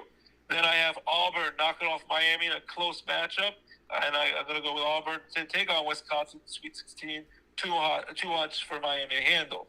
Back up to the top, I'm going to go with Kansas to knock off Providence, and Kansas Jayhawks. They will go to the Elite Eight, and in the Elite Eight, they will play Wisconsin. The Wisconsin Badgers knock off Auburn, and Wisconsin, Kansas. Who wins? Elite Eight. Who's going to the Final Four? Who's going to cut down those nets and go to New Orleans or Narlands, however the locals call it? Narlands. I'm going to say Narlands. Yes. Drew Brees, I'm sure he knows how to pronounce it. He was there for almost 20 years. They said it's not Nolans, it's not New Orleans, it's New Orleans. Is how it's New Orleans. Yeah. Okay. So I think in the land of Mardi Gras, I think it's going to be the Kansas Jayhawks. I have two the one seeds going. And so far, if you've seen, I have Duke number 2 seed, Villanova 2 seed going to the Final Four. So that means the next two are going to be 1 seeds. I got my first number 1 seed going to New Orleans for the Final Four. Kansas Jayhawks knocking off Wisconsin Badgers. Wisconsin's physical. They're going to give Kansas everything they can handle. They're going to be bruised and battered, but Kansas wins. 4 or 5 point close game. Kansas wins, and they go to the Final Four. That coming from Ross in his Midwest bracket, going with Kansas coming out of this one, the number 1 seed, and going to the Final Four. We jump to my bracket here in the Midwest, and we'll start at the top. Texas A&M didn't make the tournament, and I argued for 3 hours yesterday multiple reasons why they should, multiple teams they should have made it over, in my opinion. So, with that being said, Texas A&M Corpus Christi, I did it again. I want to say Rice Krispies and Christie at the same time. So, Texas A&M Corpus Christi. What'd you say?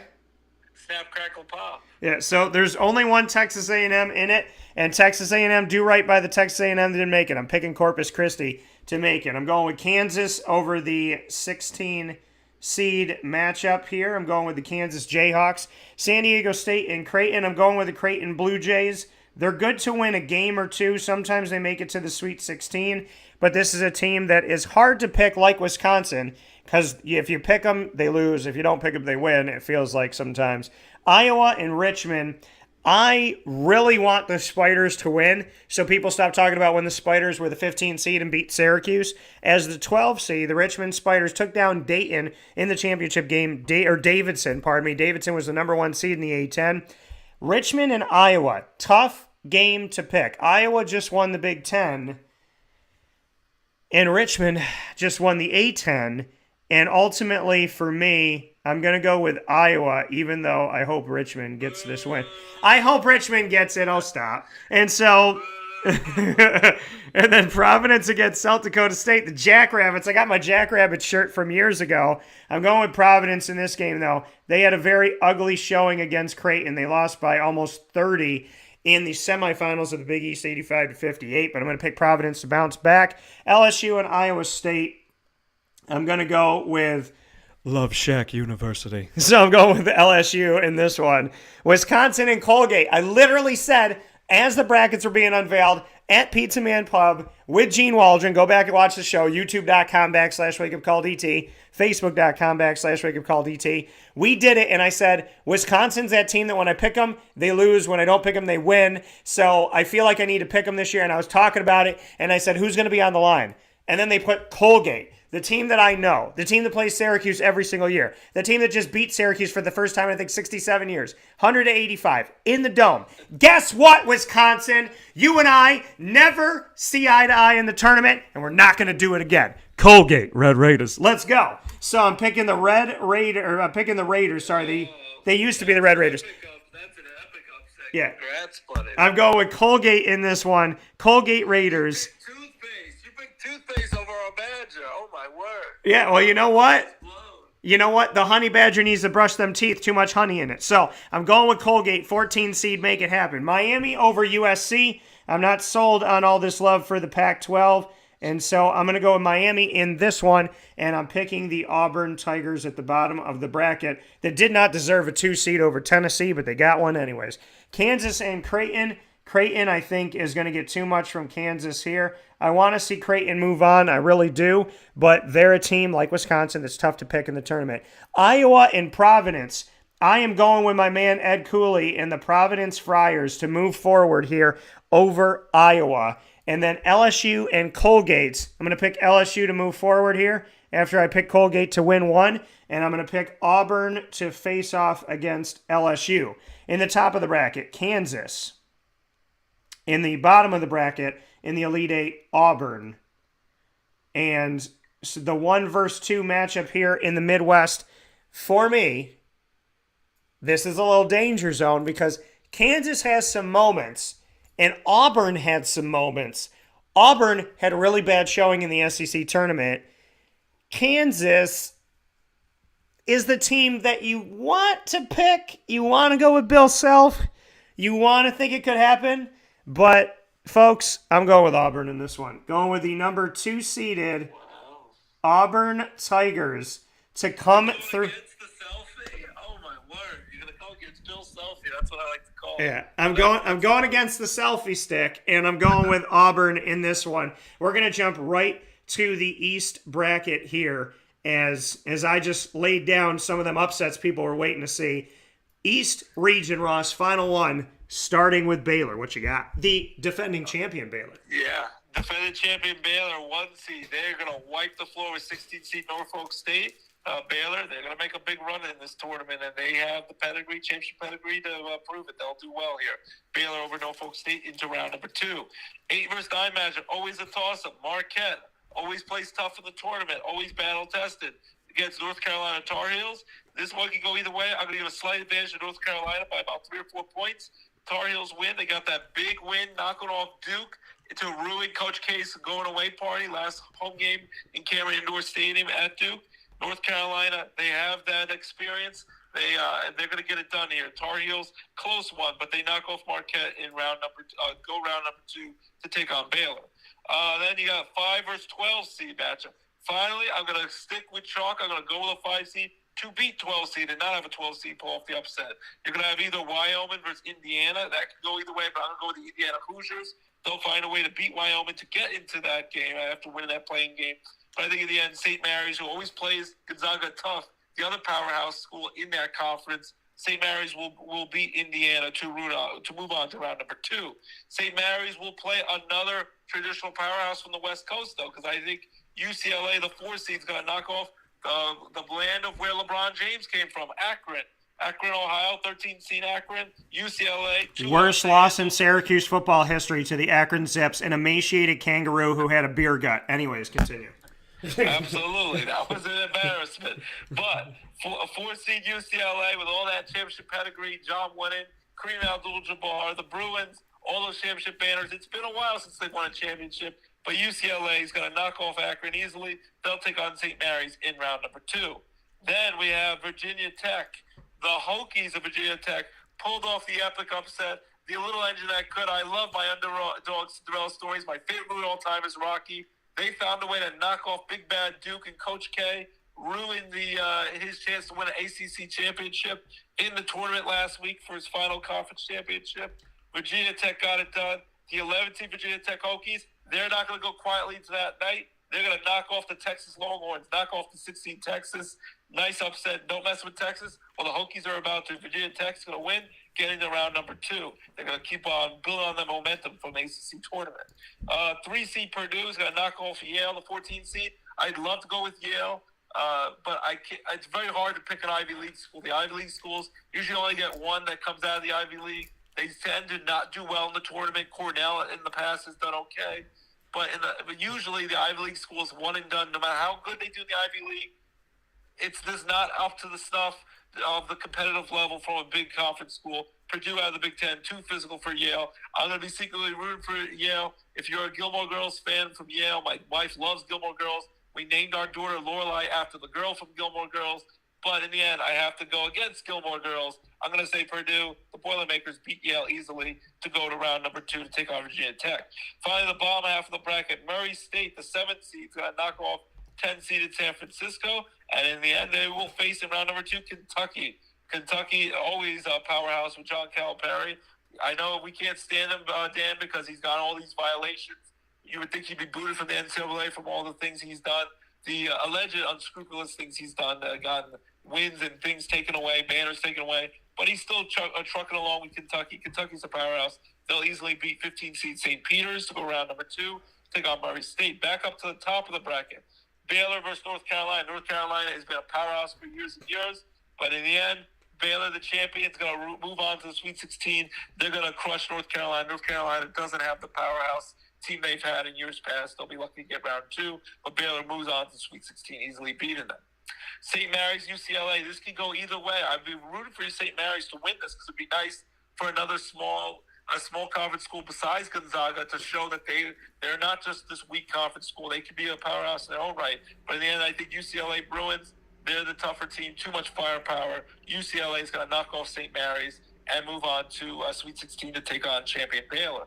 Then Virginia Tech versus Purdue. I think that glass slipper Virginia Tech's going to finally shatter. I'd love to see the Hokies continue on, build the momentum, and the confidence they got from winning their conference championship last week in Brooklyn. But I think the Purdue Boilermakers to be too hot to handle, too physical, too much firepower to stop. Purdue's going to move on and beat Virginia Tech in a close one, go to Sweet 16, and they will take on Kentucky. Kentucky Wildcats, they're going to easily crush Murray State, so it'll be Purdue versus Kentucky in the Sweet 16.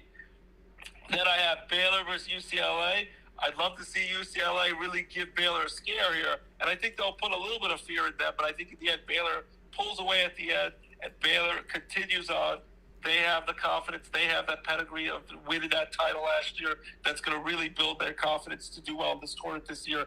Baylor is going to beat UCLA. And then I have Kentucky over Purdue, a close matchup. But in the end, Kentucky, just too much for Purdue to handle. They'll pull away, win by 5 or 6 points at the end. So then it's Baylor versus Kentucky, 1 versus 2 seed, 2 juggernauts in the East bracket. And I'm going to do one more time by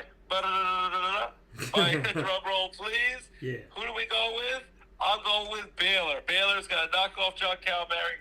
Kentucky, time to go home. You are the weakest link. Goodbye. Baylor's going to beat Kentucky in an epic juggernaut matchup, Elite Eight matchup. I think will be just as tough as Gonzaga versus Duke, and as Arizona Villanova going to be tough Elite Eight matchups to cut down the Nets to go to the Final Four. Expect Baylor Kentucky to be a great matchup, but in the end, Baylor wins by 4 points. Baylor goes on to the Final Four as my other number 1 seed. 2 number 1 seeds go, Kansas and Baylor. 2 number 2 seeds go in my bracket, Duke and Villanova. Coming from Ross in the East region here on Wake Up Call with Dan Tortora, unveiling our brackets in real time, being written as we go. My East region here has Baylor defeating Norfolk State, the 1 over the 16, easily to come out of the round of 64. From there, North Carolina Marquette. This is a toss-up game. Marquette's one of those teams that can be in that 5-12, 8-9 matchup, 7-10 matchup. They live in this world. And Shaka Smart ain't going to shock nobody in this one. He did not do well in the Big East tournament, and I do not think he's going to be able to get it done here. I don't feel good about Marquette going into this. That's why I'm picking North Carolina. But I think both of these teams are going, either one of them is going to succumb to the Bears in the next round. St. Mary's, Wyoming, and Indiana. Wyoming and Indiana, the 12 seeds in this one, playing in. I'm going to go with the Wyoming Cowboys. Very excited. The Mountain West sent 4 teams to this year's tournament. 4 teams in the West Coast Conference that Gonzaga comes from, sent 3. Great to see them sending more teams here. Wyoming I have facing off against St. Mary's. So you have the Mountain West against the WCC, and I'm going with the St. Mary's Gals to move on. UCLA over Akron, in my opinion, easily here. Texas and Virginia Tech. I agree with Ross. Virginia Tech ain't stopping anytime soon. They are playing with a hell of a lot of heart, belief in each other. Storm Murphy, go check out my video of his act of sportsmanship on any of my social media. Shout out to Mike Young. What'd you say? That was great to see him do that in such a stressful moment, in a big moment, in a tournament game like that. I really enjoyed that video you posted. Yeah, and I'm thankful to God that he put me in a place where I could see that. I could have walked anywhere in the arena, and I stood there for whatever reason, and I thought, hey, you know what? I'll stand here, and then Duke started to come out. I started to film it. I saw him come over, and that, to me, is one of the moments in history that we all need to remember. I never want to forget the act of sportsmanship because we need it in life. Purdue over Yale, getting back to my bracket here, going to go with Purdue in this one. I think they set up Purdue to move forward in this. And then Murray State and San Francisco.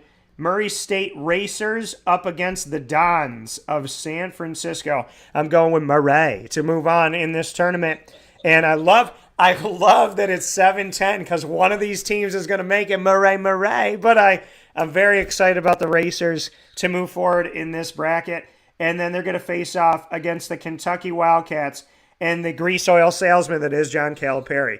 Baylor over North Carolina in this one. I got Baylor handling this pretty easily. And St. Mary's and UCLA, I want to pick St. Mary's, but I think UCLA is going to be too much for them.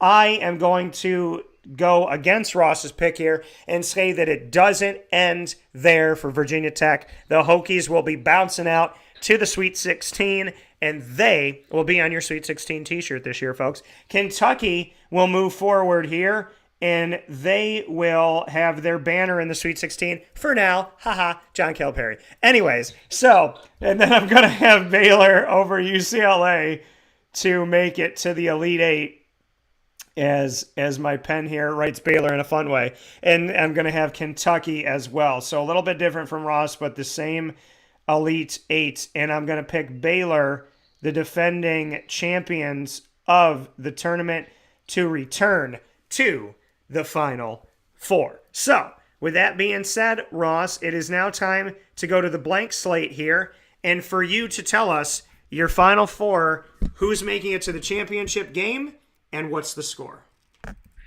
All right, Final Four in New Orleans, and it's April 2nd and April 4th is the championship game.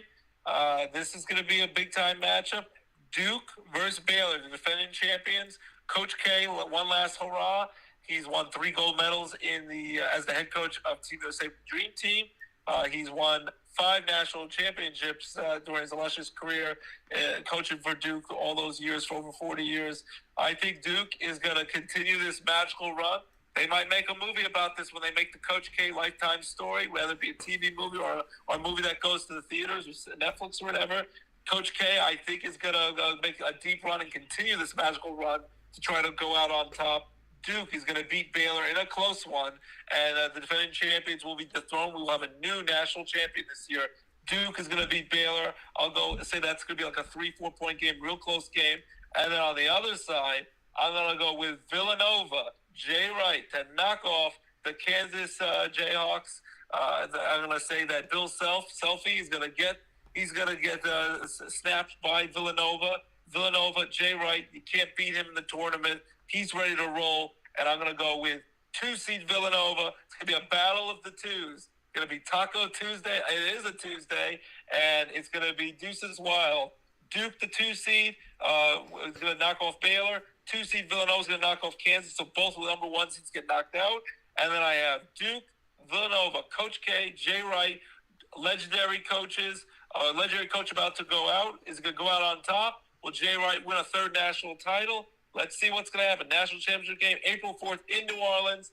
I'm going to go with, drum roll, one last time. Pay up, Dan.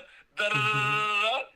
Duke, I know you're going to hate it. Love it, hate it. They're a polarizing figure like Notre Dame for football. Duke, Yankees, these are teams that Lakers, Celtics, you either love them or hate them. Duke is going to knock off Villanova in a classic national championship game. Going to go down to the final possession, be a 2-point basketball game.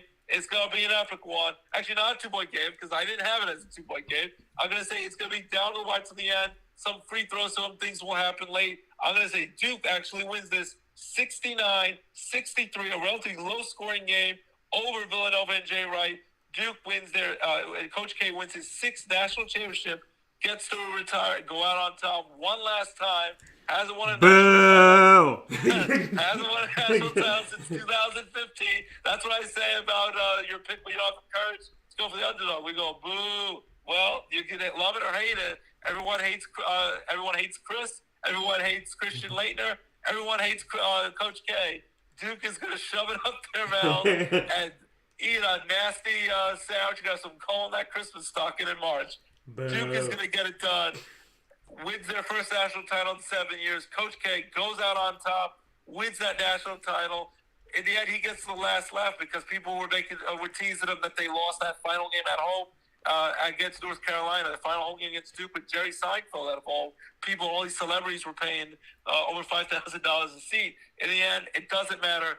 Duke wins. Villanova, Jay Wright's going to give him everything he can handle. He'll win more national titles, more Final Fours before it's all said and done.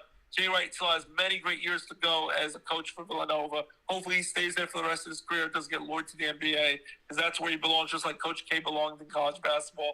When the Lakers, back when the late, great Kobe Bryant was there, they tried to get him to come to the Lakers and coach when they were dysfunctional. I'm glad he stayed with Duke. Coach K, times I can't stand them. They're like the New England Patriots with football, with Tom Brady and Belichick winning all those championships. But in the end, you got to bow down.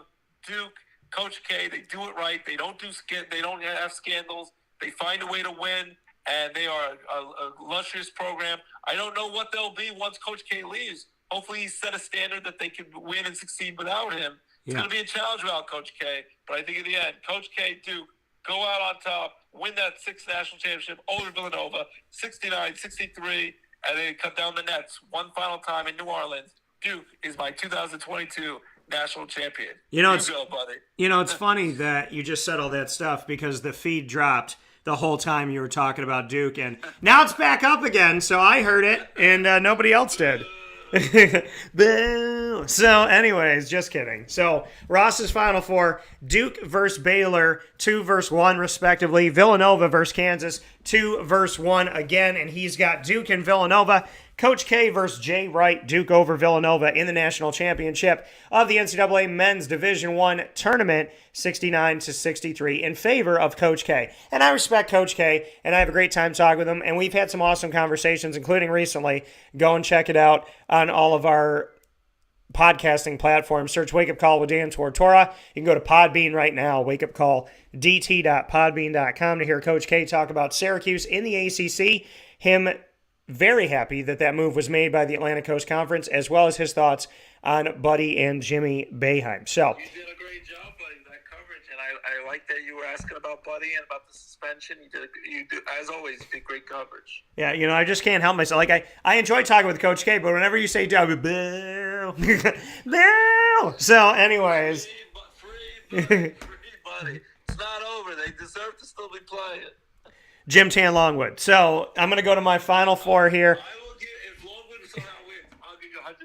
Right now, I don't condone gambling. I give you $100. I want to give away $100 because Longwood is a fun name, and I want to see them move on, but I don't think it's going to happen. But long live Longwood. Yeah, well, and Ross just said he'll give me $100. You heard it. You heard it here, folks. The gauntlet has been dropped. I do not back away from a bet. The gauntlet has been dropped. Longwood, $100 if they win, but it's not going to happen. Well, we'll see. Them Lancers. Let's get it going. So, with that being said, excited. My Final Four: Gonzaga, the number 1 seed, facing off against Baylor, the returning national champions. And on the other side of it, Villanova. Well, my pen did not write well on that. Villanova, and I have Auburn. So I have a 1 versus a 1 and a 2 versus a 2. So Ross and I both have 2 1s and 2 2s. He has a 2 versus a 1 and a 2 versus a 1. I have the 1s versus each other and the 2s versus each other. With that being said, Gonzaga versus Baylor, Villanova versus Auburn. I have Gonzaga and Villanova in the national championship. And I am going with... Wait. Should I do a drum roll? Oh, yeah. Hey, I love how you're like, no, one more time. Okay, one more time. Ross is trying to get his royalty money. Go ahead. And LJ squealing while I do it. He loves it. The pick for me, what's up, my little niche? I'm going with Villanova over Gonzaga, breaking my heart because I want Gonzaga to win a national championship. When is Mark Few going to win a national title? Yeah, see, LJ's crying. I agree. So I got Villanova over Gonzaga. The score is going to be 80-78. Ooh, a 2-point game. That's going to come down to the wire. That sounds like we have a classic game on our hands on April 4th for the championship. I'm so mad. That... One of these days, Gonzaga going to finally win a championship. They're no longer an underdog. They're a juggernaut. They're amazing. They had undefeated seasons. They go to the Final Four. They go to the championship a lot. I just want them one of these years, hopefully before Mark Few is done, and hopefully maybe they'll do it even after he's done, but hopefully they do it while he's still the head coach. He deserves it to finally. He's gotten them to that promised land to now get over the hump and win the whole goddamn thing. Don't want to be disrespectful to Sister G with the language, but hopefully he wins the whole enchilada one of these years. But you got him close, but in the end, close but no cigar. It makes me so mad. It makes me so mad to make this pick because I can't pick against Villanova in this game, but I'm very, very, very, very upset that I had to make this. I want Gonzaga to win. Listen, the Gonzaga-Baylor game is going to be awesome. The Villanova-Auburn game is going to be awesome. I got Villanova going to the championship. If Baylor goes to the championship, then it's Villanova. If Gonzaga goes to the championship, faces Auburn, then I'm hoping for Gonzaga. I want Gonzaga to win. I've wanted it to happen for over a decade. I've wanted it to happen since I was in high school, since I learned about them, since I bought a Gonzaga t-shirt when I was a teenager. I love watching Gonzaga, and I can actually say that I've been supporting and rooting for Gonzaga for over a decade of time, probably 2 decades of time. So, with that being said, I want to be wrong, but I can't go against Jay Wright. This bracket makes me mad because of the way that it ends. And, Gonzaga playing Duke in the Elite Eight, I don't like that. I'm okay with Gonzaga playing Baylor, but Villanova being on the other side of this thing, being able to come through it. Villanova, they just gut teams out. They find a way to win. They find a way to do it. They won a 52-48 really close game against what was it? It was 50-44, I think it was, something like that, somewhere around that region when they won the Big East tournament. And it was such a close game, such a hard-fought game, and it came down to 2 possessions, and they figured out a way to do it. I got Villanova. It's hard for me to pick Jay Wright over Gonzaga, but I want so badly. I wanted them to get to the championship. I wanted them to get to the Final Four. Number 1, I wanted them to be a 1 seed. Then I wanted them to get to the Final Four. Then I wanted them to get to the championship. Now I want them to win the dang thing. And I hope I'm wrong, but 80-78 Villanova. Ross and I both have Villanova in the championship, and ironically, we both have the winner of the West bracket in the championship, his Duke and my Gonzaga. So we think the winner of the West is going to face off against Villanova either way. That's how we have it going. We have the winner of the West facing the winner of the South, no matter what, and we both have Villanova in the championship. So kind of ironic that even though our picks are different, they're similar. Oh, it very is. And just imagine, you talk about Jay Wright. If he wins this will be 3. He's on a lot of Final Fours. This will be 3 national championships as a head coach for Villanova. Where does that even put him on the pantheon of great coaches in college basketball? And if he does he get lured to the NBA, or if he continues to win at Villanova, as long as he doesn't get taken away by another school offering him a bump? He loves the Garden too much. He's staying in Villanova. He's staying. Oh, I think so. I think he's an East Coast guy. So as long as he doesn't get lured away by a gigantic amount of money, or get lured away by the NBA, which I still think there was rumors years ago with Philadelphia when they were struggling to steal away a coach from Philly. But where does that put him out of the pantheon of great coaches? 3 national titles, and he's still a relatively young man. He could still be coaching for another 20 years. This guy might become an all-time great coach. Everybody talks about Roy Williams, Jim Boeheim, Coach K, Tom Izzo, and they somehow forget to mention Jay Wright, and I don't understand it. Don't forget about it, because you do that at your own peril. He's 2-time champion. Soon might be a 3rd. and he has a great resume. Seems to do it the right way. I've never heard a scandal associated with him either. No shot at, but really is a shot at John Calipari with all his scandals. But wink, wink. But yeah, he does it the right way, it seems, and he's a great coach. So hey, if that's the matchup like you picked, it'd be a great matchup, great showdown. But I'm with you. One of these days, I want to see Mark Gonzaga cut down the net and win the whole freaking thing because they've earned it, they deserved it. They've done so many great things to build their way up. Yeah. That little engine that could, that underdog, they're no longer an underdog, but can they finally get over the hump, the ultimate hump, and become a champion? And that's what I want to see, and hopefully one day we get to see it. Maybe this is the year. I have Duke, you have Villanova winning it. Let's see what happens. It's going to be awesome. We're going to jump to the ingredients to success, proudly presented by Avicolli, corner of Route 57 corner of Route 57 in Wetzel Road, Liverpool, New York. Walking distance from Liverpool High School. We will be there tonight at 6 p.m. Greg Roth and the Liverpool Warriors varsity girls and boys bowling team, off of a fantastic weekend this past weekend, will be joining me today, including one of their players that bowled a perfect 300 game in high school. The bowling team will be knocking it down and having some fun here at Avicolli's. We're going to be having some pizza, some wings, and hopefully you'll come out and support your Liverpool Warriors and a local business in Avicolli's tonight, 6 p.m., March 15th. Come out and see us at the corner of Route 57 and Wetzel Road in Liverpool, New York at Avicolli's with the Liverpool Warriors bowling team. Ross, final note here, ingredients to success. I'm going to stick with you on this. The ingredients to success to watching the tournament. What are your ingredients to having a successful viewing of March Madness? All right, it's pretty simple things. If you're not able to go to a sports bar or you don't want to do that, because sometimes that's kind of cool, the camaraderie. Go to a local business, help your local businesses after all they've gone through with this pandemic. That's a cool experience as well. With all the TVs, you can watch all the games at once. But usually I just watch it at home. I have my gigantic flat screen TV that, it sounds fancy, I paid like $200 for it because it was a Black Friday sale on Thanksgiving at Walmart from 4 years ago. So it was a steal of a deal. I watched that, gigantic TV. I flip back and forth between True TV, TBS, CBS, whatever I can get a hold of. It's never enough. I try to watch all the games, especially those first 2 days, Thursday and Friday, the greatest days of the sports calendar. 12 p.m. to 12 a.m. You get 12 hours of straight, hardcore, thrilling basketball, Cinderella, upsets, game-win buzzer beaters. So I watch it on the big screen, get some pizza, get some wings, get some nachos, get some dip. My wife makes a good bacon ranch dip with chunks of bacon in it. I love it. It's tasty. I'm definitely not kosher. I don't like it. I love to eat all the tasty treats. I eat everything. Also, sometimes we get like the gigantic sub with the deli platter on it, the ham, the cheese, all that great stuff, turkey breast. So I get all that good stuff. We need to get you some Avicolli's. We need to hook you up with some margarita pizza and some stuff down there.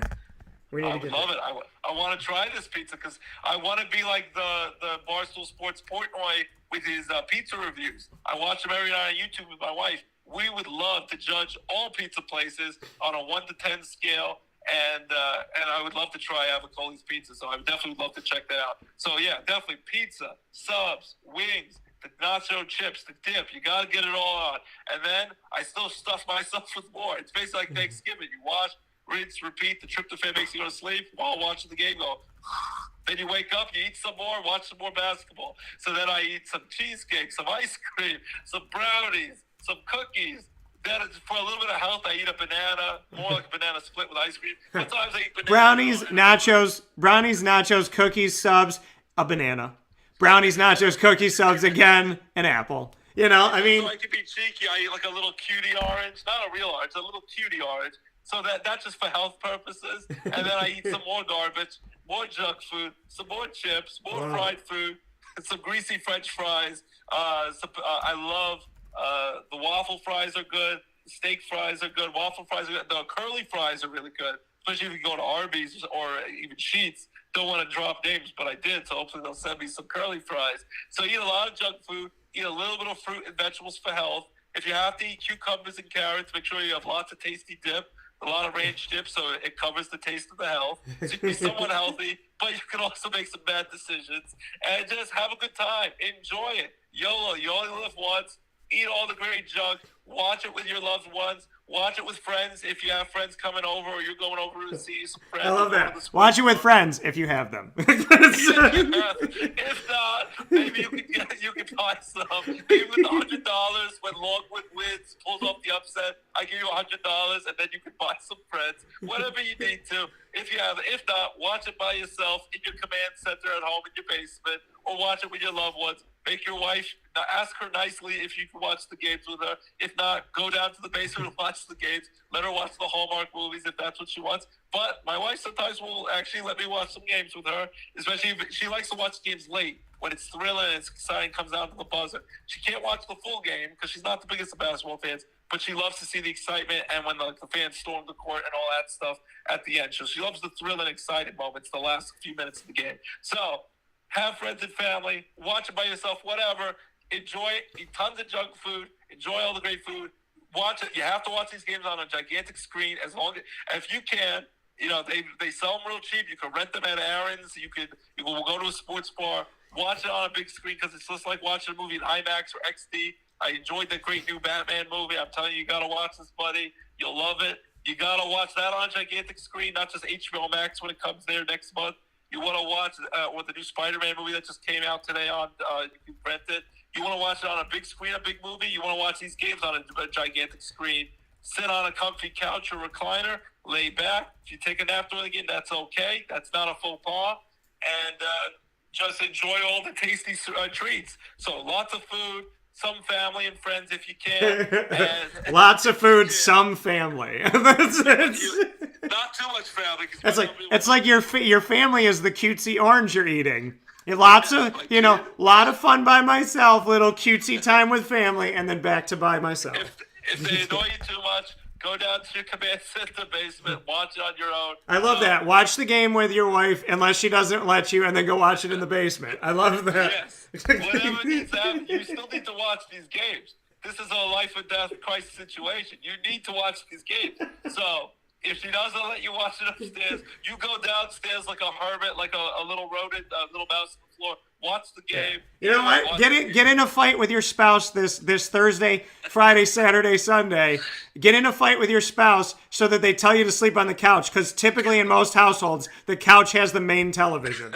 Yes, it's the biggest television, and you're closer to the refrigerator with all the tasty snacks. Do what you have to. If you have to be like Tom Brady, which when Giselle said, it's either me or football. He said, adios, I'm going to play football. You say you're going to watch these games either way. Hopefully your marriage can withstand the tournament. It's only 3 weeks long. Hopefully it's strong enough to stand up to that. But, yeah, enjoy the games. Big screen TV, junk food, possible. Honey, why can't we watch the Kardashians? You know, I think you're like your mother. You know what? Why don't you sleep on the couch? Yes. I'm going for that because I want to be right next to the refrigerator so I can be 500 pounds. And then I have to get a new wardrobe of all my sweet gear, so I love it. You got to have it in your back pocket. Remember that time that we missed the movie because you didn't get ready quick enough? Remember that time? You know what? Why do you always bring up stuff? You know what? Why don't you sleep on the couch? You know what? Maybe I will. And then you turn on the game.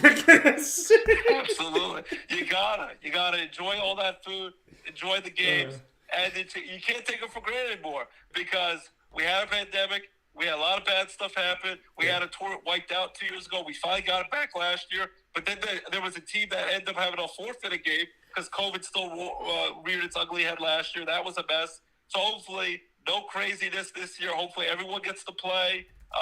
There's no weird star player who has to go out because of a COVID thing. You get to enjoy it. A lot of places don't even have mask mandates anymore. Enjoy it. Have fun. Back to normal, somewhat normal at least.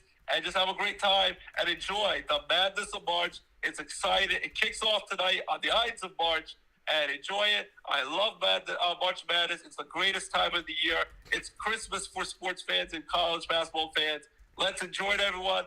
Don't ever take it for granted again because you never know because things can be taken away like you saw 2 years ago. And enjoy every single moment of it. And I love it, and I love being on the show with you in the drive each and every year with our picks. And I love you, buddy. And I got to go pick up my little girl, my daughter Lorelai. She's gonna be calling me up in a few minutes. Where the heck are you? So I gotta go get her. But I love doing this with you each and every year. And thanks for having me on. I appreciate it. It's an honor to be with you. And I'm very humble to get a chance to be with you.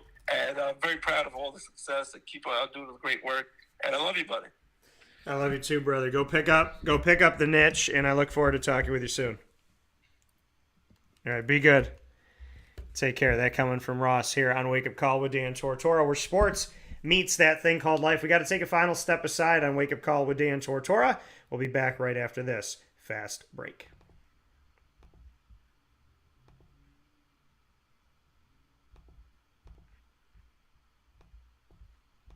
Carvel DeWitt, it's what happy tastes like. Do you know why? Because we make ice cream. Creamy, rich, flavorful ice cream. Not yogurt or iced milk like some of our competitors. Ice cream.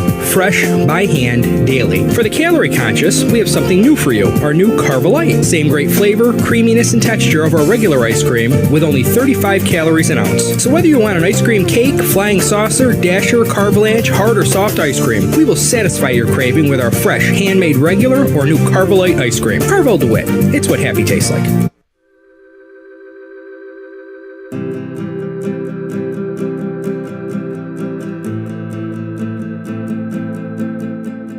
Cafe Cabal offers same-day local delivery of our products, offering no delivery charge for Onondaga County.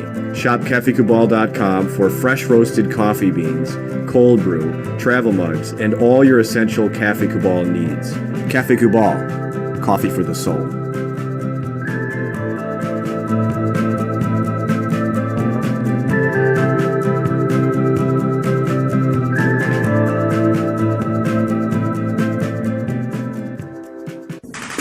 The Wildcat Sports Pub in Camillus, New York is located on 3680 Milton Avenue in the Home Depot Plaza. It is your family-friendly sports bar and restaurant. Folks, some sports bars aren't family-friendly. Some family-friendly restaurants are not sports bars. The Wildcat Sports Pub in Camillus, New York is proud to be both.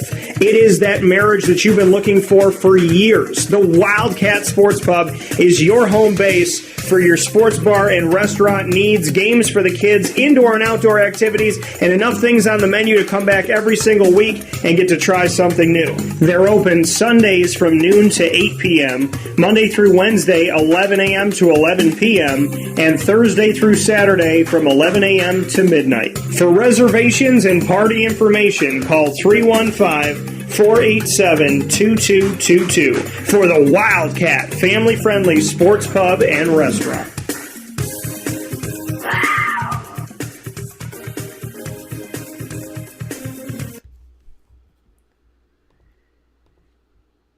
Back here inside the Cafe Kubal studios on Wake Up Call with Dan Tortora, where sports meets that thing called life. Want to thank you for tuning in to Wake Up Call with Dan Tortora today as we did our bracket unveiling party.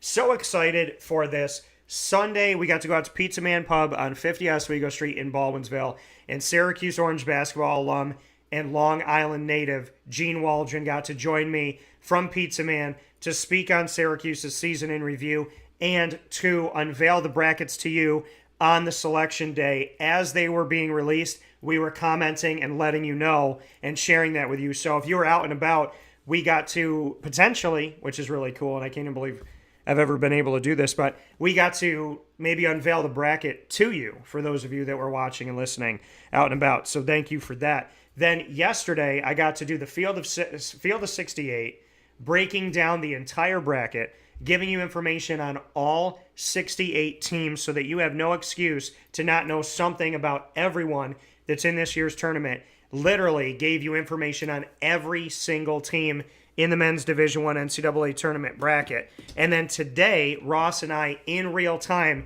wrote in our brackets so that you had that for you right here on your screen on YouTube and Facebook. So 3 straight days of awesome madness times.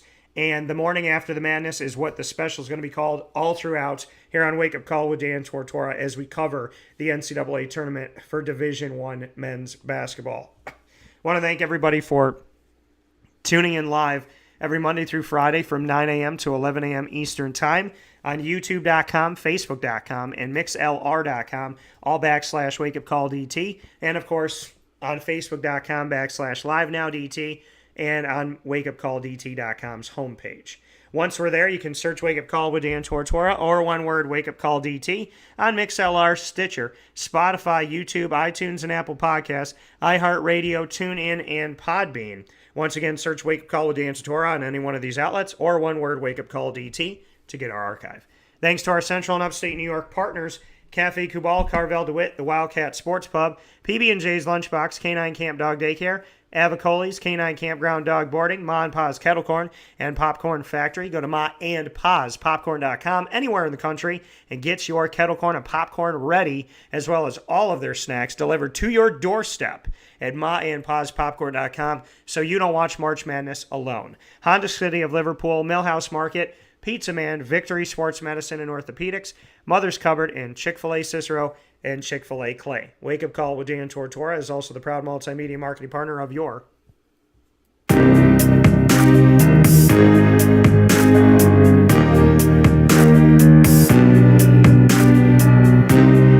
Lemoyne College Dolphins. Lemoyne Dolphins, every single Wednesday is Dolphin Time.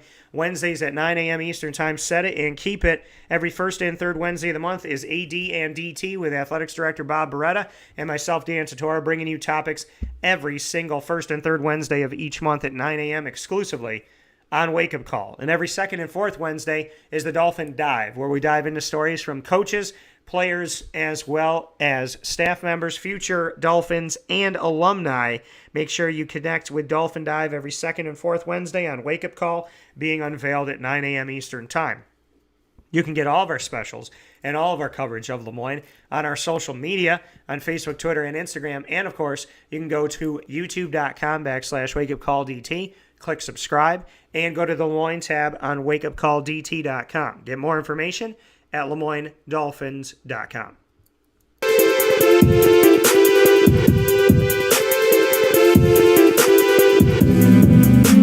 The Marywood Pacers are also an exclusive multimedia marketing partner of Wake Up Call with Dan Tortora. Check out the Pacers every Friday on Wake Up Call with Dan Tortora between the hours of 10 and 11 a.m.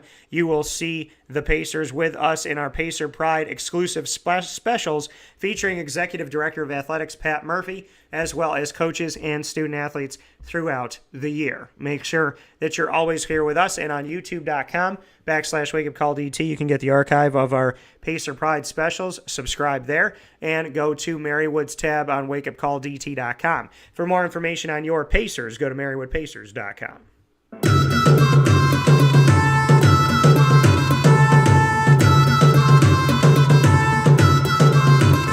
The Bobcats are also exclusive multimedia marketing partners of your Wake Up Call with Dan Tortora and Dan Tortora Broadcast Media.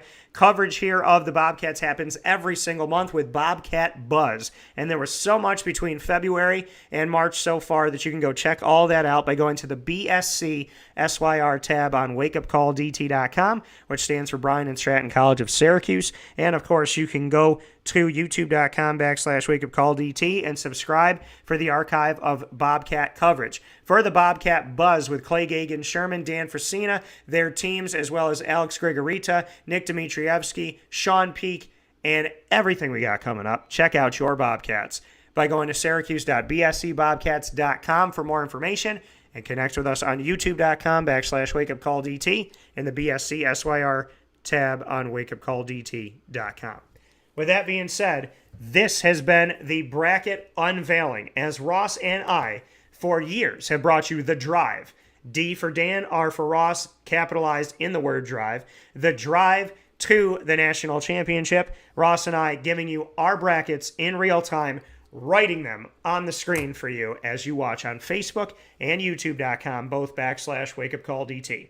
For now, find us on Facebook at wakeupcalldt, Twitter at calldt, Instagram at wakeupcall_DT, and of course, see us tonight at Avicolli's with Liverpool's bowling team. For varsity boys and girls, head coach Greg Roth, we welcome you out to Avicolli's to have dinner and a show tonight at 6 p.m., March 15th, at the corner of Route 57 and Wetzel Road at Avicolli's in Liverpool. We'll see you then, and I'll see you, God willing, tomorrow morning In the meantime, from the Cafe Kubal studios and all of their fantastic locations in Syracuse, Manlius, and North Syracuse, I bid you adieu, and I ask you to truly take care of yourself and be good to each other. God bless. No